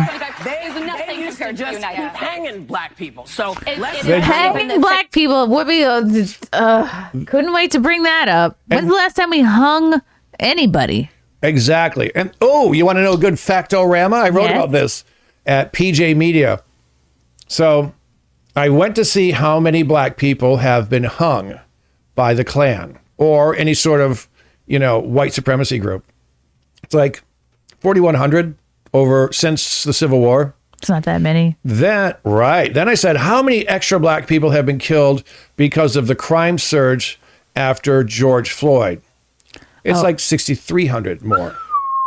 BLM has gotten more black people killed than the Klan in 4 years than the Klan in 160. That's a tweet. That's a Juneteenth tweet. That's a good, Can I tweet that? Go ahead. It's a Juneteenth miracle. It's a Juneteenth miracle. Watch me get canceled in real time, everyone. A black person got their wings. I don't want to steal you don't want to tweet this? You don't want this gold? I've written about this. No, go ahead. Type it out. Go ahead. Wait, so Whoopi Goldberg. Wait a second. No, the Klan. The Klan hanged roughly 4,100 black people in 160 years. Sorry, podcast listeners, you have to witness this. People in 60 years. Okay. BLM's defund the police, all that stuff, all of their things they stand for have gotten 6,200 black people, extra black people. Because they extra. We're gonna say extra black people. It's hard to. I know it's hard to put it in words. They know how many people are going to die every year, roughly. How do they know? Because they keep the stats. Okay. And as of 2020, those stats blew up. So what's the number for BLM? 60. I think 6,200. BLM's defund the police have got 6,200 black people hanged. Wait, black people killed since George Floyd. Okay. It's a joke. Crash. It's all Marxism. It's all garbage. And see, she's part of it. Oh, hey, you black people. Show me the last one. Mm-hmm. They're not doing it. What a great point. They need to be a victim. In order for Marxism to succeed, you need to have a group that's oppressed and the oppressors. And you get them to fight. Right. And everything she's saying right now is garbage. They're not hanging black people. She's like an Al Sharpton at this point. She's just another race hustler. Yep. And here's the fun part. Why is she defending people that kill gay people? Because, and this is just my little hunch, the New World Order is going to be China, Iran, U.S., India, Pakistan, and a few other places. But 100 years from now, this planet belongs to the Muslims because they're the ones reproducing so much. That's so sad. Yep. But they blow up. They do explode. They have explosive personality. Yeah. That's why I call Islam the religion of pieces. Because they blow themselves into pieces.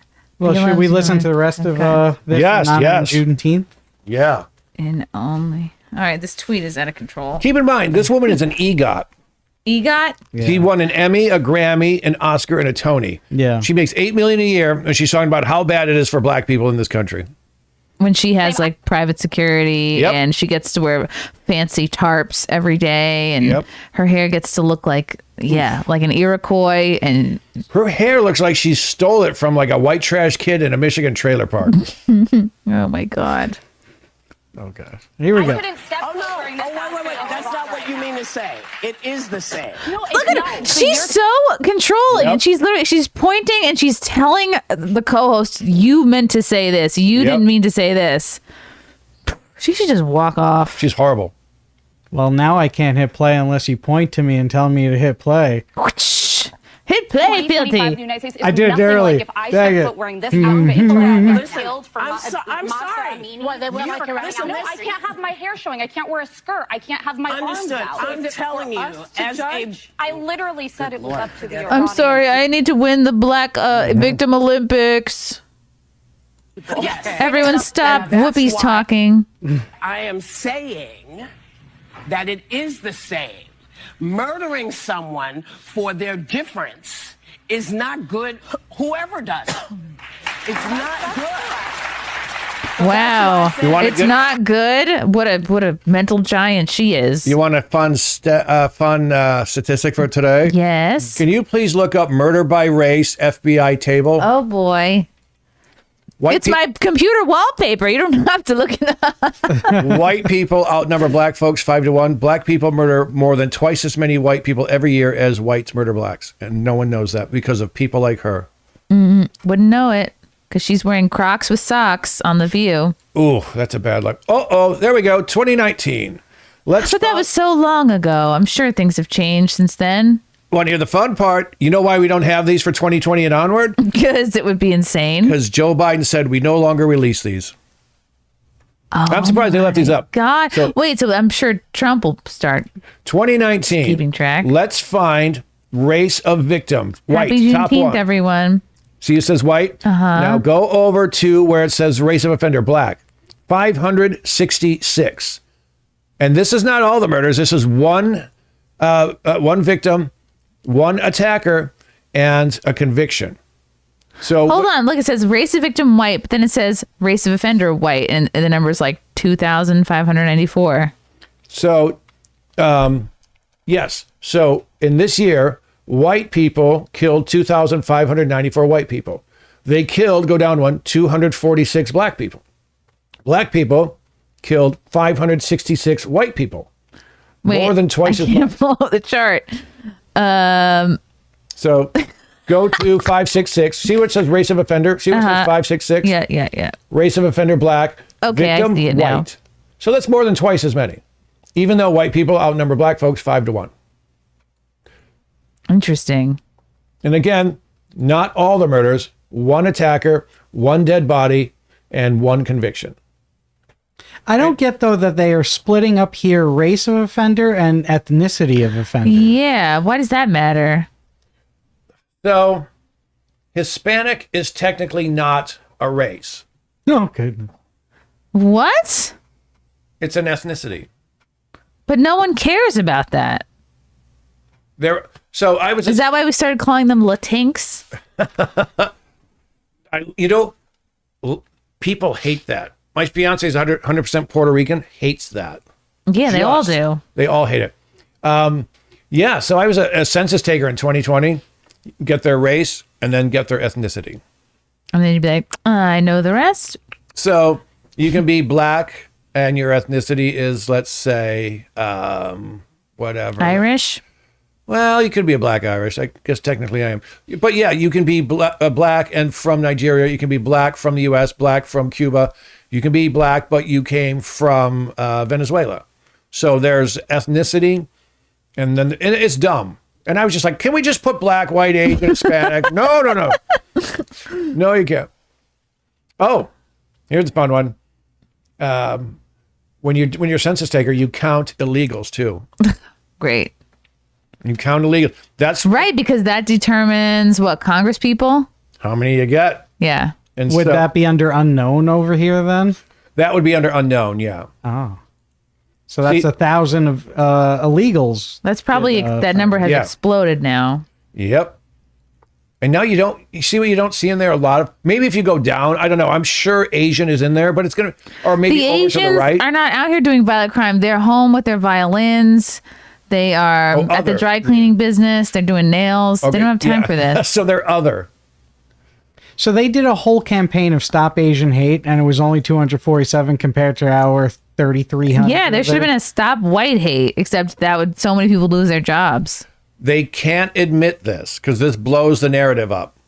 And the whole Stop Asian Hate thing, the reason they did that, okay, I know this because I write about it.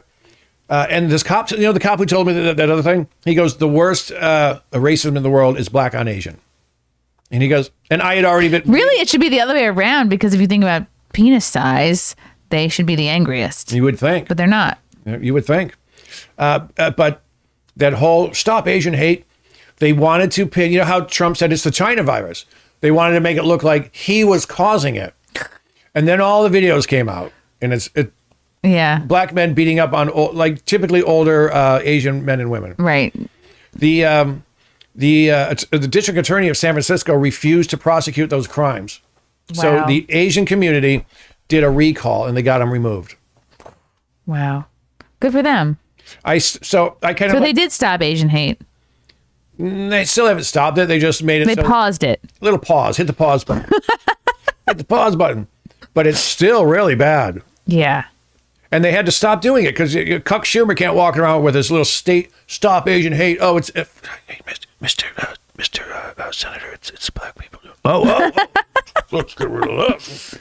How dare you besmirch Juneteenth like that? Continue with Asian hate. Now that we know who's doing it. Wow, we learned something on the show today. Yeah. I'm like a crime stats guy. I love that. You wear so many hats. Wait, was there more to this Whoopi clip? Oh, yeah, it's about a minute. She's going to go on and on. Yeah. She's horrific. Look She's how horrible. angry she gets. You weren't saying what I heard was not what you meant. I think it's very different to live in the United States in 2025 than it is to live in Iran. Not if you're black. Not for everybody. Not if you're black. Says all the people who've never set foot in Iran. Let me tell you about being in this country. This is Oh, the greatest yes. country Tell in us the world. about it. But yeah, I know that. And we all know that. But every day we are worried. Do we have to be worried about our kids? Are their kids She makes going $8 to million get shot a year. because She's not they're worried. running through somebody's neighborhood? They are not big deals, and I don't mean to say they're not big deals to you, because that's not what I meant. And they are not doing well there either. They are not doing well in Iran. They are not educated. They cannot property. They cannot leave States. I'm talking about here. Nobody wants to diminish the very real problems we have in this country. That is no one's intent. Good. But I think it's important we remember there are places much darker than this country, and people Darker than you, Whoopi. Not everybody feels that way. Not everybody feels that way. Okay, go live in Iran then, Whoopi. She won't let her talk. No. No one can make a point. Should we also point out that that's not her real name? It's Karen something. Yeah, Karen Elaine She wanted to Johnson. impress the Jews. Yeah. Mm-hmm. So she changed it from Karen Elaine Johnson. Oh, you're not kidding. No, for real. That's why she's Whoopi Goldberg. Oh, I got the name from my mom. It's something happy and something Jewish, because Jews run everything. And she came up with Whoopi Goldberg. Yeah. I read that in an interview. Okay, let's listen to the rest of it. You know, when you think about the fact that we got the vote in 1965. Not true. Okay, they don't have free and fair elections in Iran. It's not even the same universe. They can't go out of their house. The women. But they're not black. There's no way I can make you understand. Let me try something. No, because you're not being honest. Yeah. Try to boy. reverse roles with a black person in this country, let's say, because I think that's what you're talking about. Yes. Just try to understand from their point of view. From that point of view, this country does I'm not an do them ally. well, I'm just Joy like that. Behar. Completely And we shouldn't compare atrocities. If you're talking about Iran, of course, is doing worse things, but relatively speaking, Joy, you know it feels this. bad. Okay, but I think you know that Iran is significantly I guess we're going to come back and Listen, talk. I was in We're going to college come when back and that talk more revolution about Oh, this. and Whoopi's like, I'm going to commercial break your ass. Whoopi's a horrible human being. How can anyone work with her? She's just horrible. I firmly believe, have you heard of Operation Mockingbird? Mm-hmm. I think this is an Operation Mockingbird show. Ooh. No matter how bad the ratings get, They have to keep it going. if they can get to any of those, probably educated white wine box mommies. Right, because you watch this, you're like, I want to be a good ally. I want to be helpful to black people. Get out of the way. I'm pushing my baby closer to the drag queen who's going to shake his bare ass in front of my child. Here, put $1 in his thong. Look how woke I am. Yikes. And the whole woke thing is just based on people being weak. Hating themselves, too. Hating themselves. Just hating themselves. And I know people like that. They don't talk to me anymore. But you used to know them. Used to know them. But the women who will just fight to get near the drag queen. To show everybody how cool they are and what a good ally they are. Go put $1. Mm-hmm. You know what? Call me an old man, but back in the 70s, 60s, when I was growing up, my dad would have beaten the potato salad of any drag queen. The drag queen would be like, I shouldn't have eaten so much potato salad before this show. Never would have happened. But now, imagine a guy going into the ladies' room even in the 80s.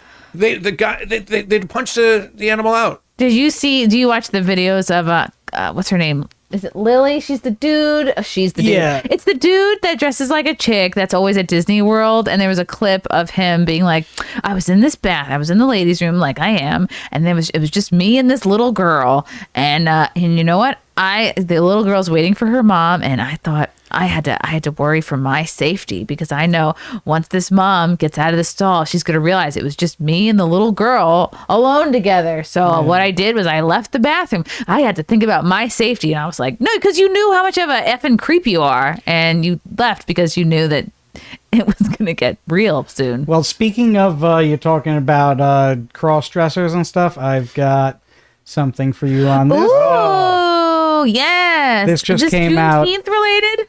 Well, kind of. A drag show on the house floor. That seems appropriate.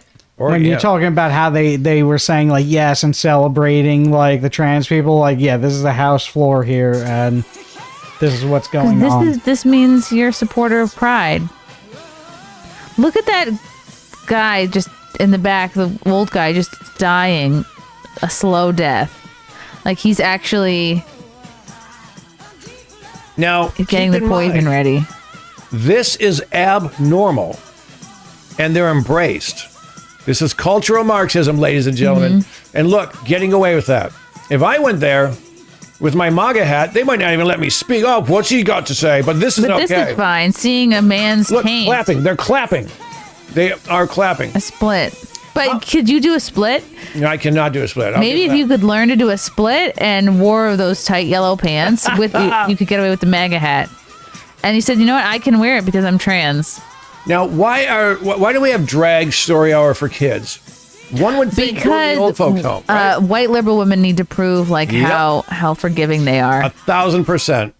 Because they hate themselves and they hate their Republican voting husbands. You know what? I was at a wedding recently with a cousin of mine who's a big, there you go. Bored to tears. A big lefty.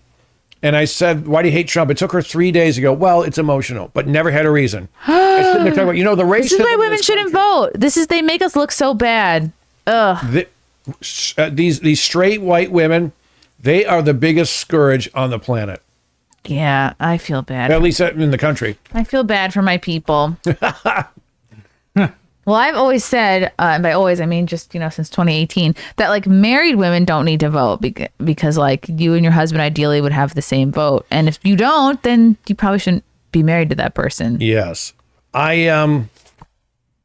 have dated I think 4 like psychotic liberal like Bernie bro types, and what was interesting? Every one of them was pro-life, and they all said whatever you do. You can never tell my friends I'm pro-life. And I said, why? They won't talk to me. And I said, then they're not your friends. You don't get to be, just don't say anything. Like, we don't have real friends, okay? Yep. Just sick. That's how sad that they have to hide that. Imagine being so weak that you need to virtue signal. Look at me. Okay, I know 2 people. One of them was voting for, remember when Hillary and Obama were slugging it out to see who's going to. Gosh, when was that? 2008? No, 2004. I've never. You make it the year sound like it's Irish. 2004. It's a wonderful year. I'm drinking with 2004. Oh, 2004 was a hard worker. I had a friend who was all about a woman who's all about Hillary. Then, and she's from the tiny town, the Deep South. And her mom tells her, she goes, I have to tell you this. When my grandfather was 17, these 3 guys in the town lynched a black man. And my grandfather watched. You know, the whole town was watching. And I said to my mom, I said, Mom, Grandpa did something, right? She goes, no, they hung him too. She felt so guilty. So guilty. No, he watched. He was eating popcorn. Yeah. He was making popcorn for everybody in town. She immediately became an Obama Wow. person. And I know another person whose grandfather in Eastern Europe during World War II, he was taken by the Nazis with his friends and said, you need to bury these Jews that we just shot. And they went, what? And there's like a bunch of them. Like, but we don't want, and so he said, bury him or you get in the pit. And he said, I felt really horrible. I had to do it. And some of them were still alive. They had been injured. But a granddaughter found that so offensive, just became the biggest commie wacko on the planet. Just a communist. It's like, that's the answer. So said, like, so the Jew that was still alive actually helped me dig the hole. Grab a shovel. I'm getting out of here. But I find a lot of these people have something in their past to hide. Might not even have anything to do with them. That makes sense. That would explain all the weird, misplaced feelings. I mean, my grandfather didn't watch him and get hung, but maybe that's why. I mean, my grandfather might have low-key been Nazi adjacent, but when I asked my dad about it, he was like, no, you got to be like top of the line to be a Nazi. Like he made it sound like his dad was not cutting the mustard. Like he might have had friends or something, but I don't know. He was maybe just a regular German soldier who felt bad about the Holocaust. And you know nothing what? suspect there. And not all Germans were Nazis. Not all Nazis were German. There was French. What's the Belgium? They speak French there. There was, I think, 2 divisions of Nazi soldiers from the chocolate Belgium. country? Yeah. Those are called chocolate Nazis. Chocolate Nazis. Wow, this was really more of an educational show than anything. We did stats. We watched videos. We celebrated Juneteenth. Really, in a way I didn't expect. Wow. Ooh, Rhinoceros, thank you for the $9.99. Joan Rivers for $50, and then she got murked. By Michelle Obama. Yep. Oh, Felicia Gillespie, thank you for the 5. KDJ and JC equals sweethearts. Glad you got a huge refund. Oh, thank you. I know. JC is Jessica Colazzo. That's my right. That's your home slice. Chris Subdivisions Baldessano for 5. Kevin, love you. And Jess. Hi, Chrissy. Much love to the fam. As always, Kev breaks his car and goes to my neighbor to fix it. True story, lol. That is absolutely true. I saw him. I was like, that can't be Chris. Downey, what are you doing? So, yeah, his neighbor fixes our cars. Oh, that's cool. Chris is the best. Do you hear that Michigan accent I put on that? Fixes our cars. Our cars. What else do Michigan people say weird? Potato. That sounds normal. Eggs. Oh, milk with an E? Milk, eggs, crick. Jump off the roof into the crick. Okay. We got a couple of them. The Iranians pushing the gays off the roof into the crick. That woman is 100% right, and Whoopi Goldberg's an idiot. Yeah, nobody watches that show. It has to be. Pull up Arnold. Oh, Rhinoceros for $19.99. Pull up Arnold. Not a Nazi. Schwarzenegger. Former California governor. Yes, we know who Arnold Schwarzenegger is. On The View, he toasted all the... Yes, okay, this is actually a relevant clip of Arnold recently on The View. He did not give the response that they wanted and threw them all for such a loop. He actually supported, the way immigrants used to be, where they would come to this country and they would want to be part of the melting pot. They would want to give something back. They would want to, have jobs and... Yep. Yeah, here is Joy Behar sharding her. All of your guests disagree with you, idiots. Take the hit. Yeah, he was like, and you're never welcome back again. Look at the fun mugs. In this country. Yeah. Did you have a he should dye his reaction beard to what they're doing, what ICE is doing when you see the videos of it? Well, I tell you, you said that the immigrant, I'm so proud and happy that I was... It's pretty praised. You don't see very many people who, when they speak, you only see their bottom teeth. Yeah, that's true. I mean, imagine I came over here with the age of 21 with absolutely nothing. and then to create a career And Whoopi's like, that. well, at least you weren't black. Yeah. I mean, in no other country in the world could you do that.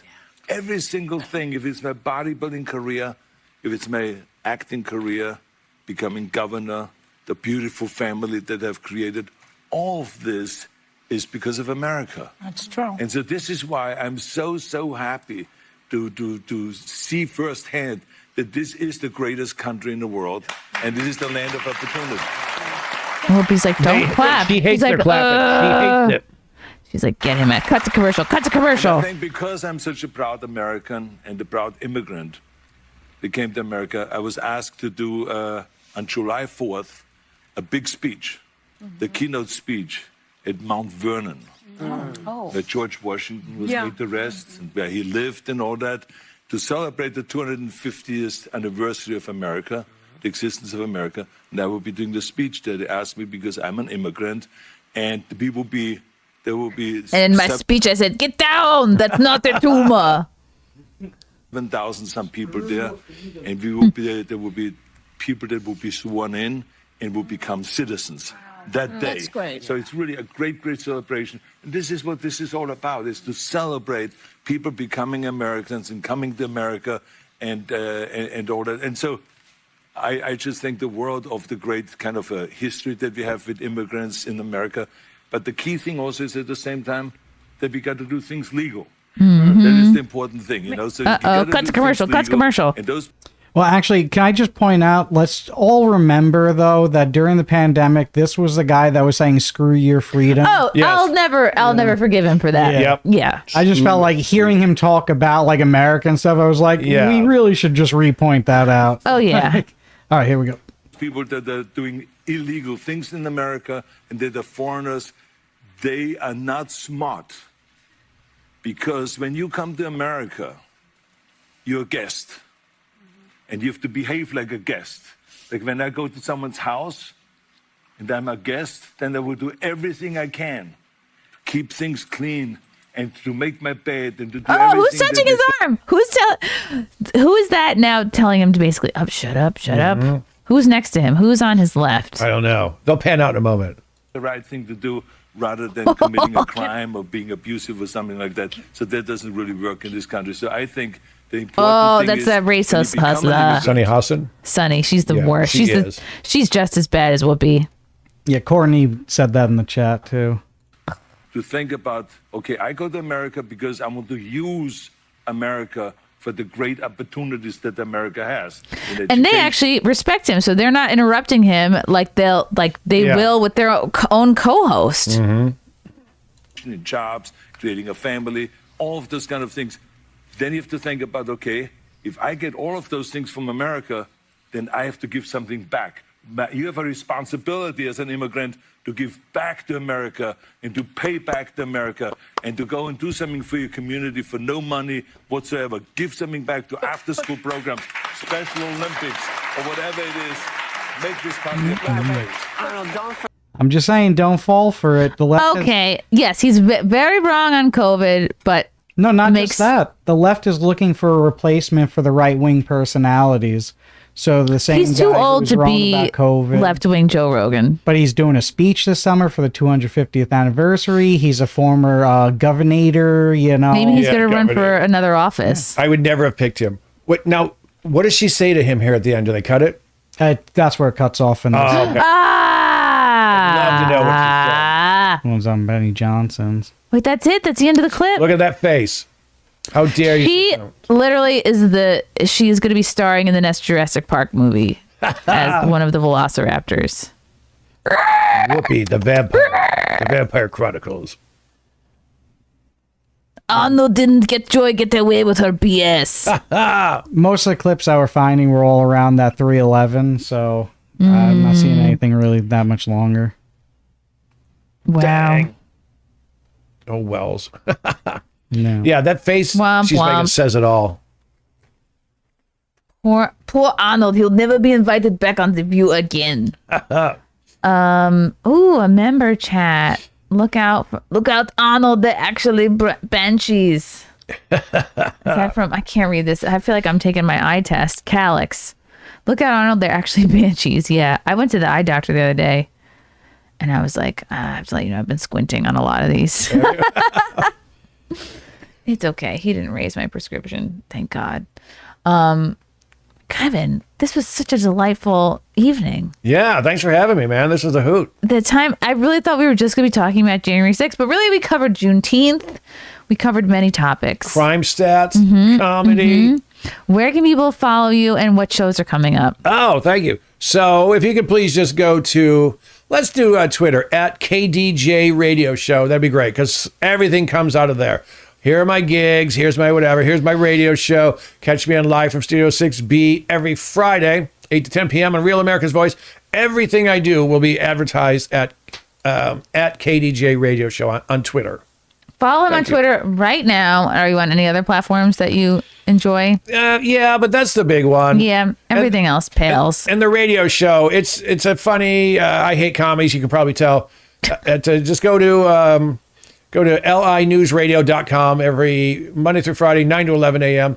It doesn't matter where you live. It's just on Wi-Fi. We take calls and texts, and we just don't take anything seriously. We have a great time. Sounds awesome. Everyone follow Kevin, see his shows. And also for my shows, go to chrissiemayr.com for tickets. I'll be on Long Island in August. And I got a bunch of other shows coming up. You'll have to call my show. Really? Yes. They'll love you. Yeah. Let's do that. We've got a bunch more shows coming up in September and October. So get your tickets now. chrissiemayr.com. Thank you guys for watching. Like, subscribe, share with a friend or an enemy. And we'll see you next time. Bye.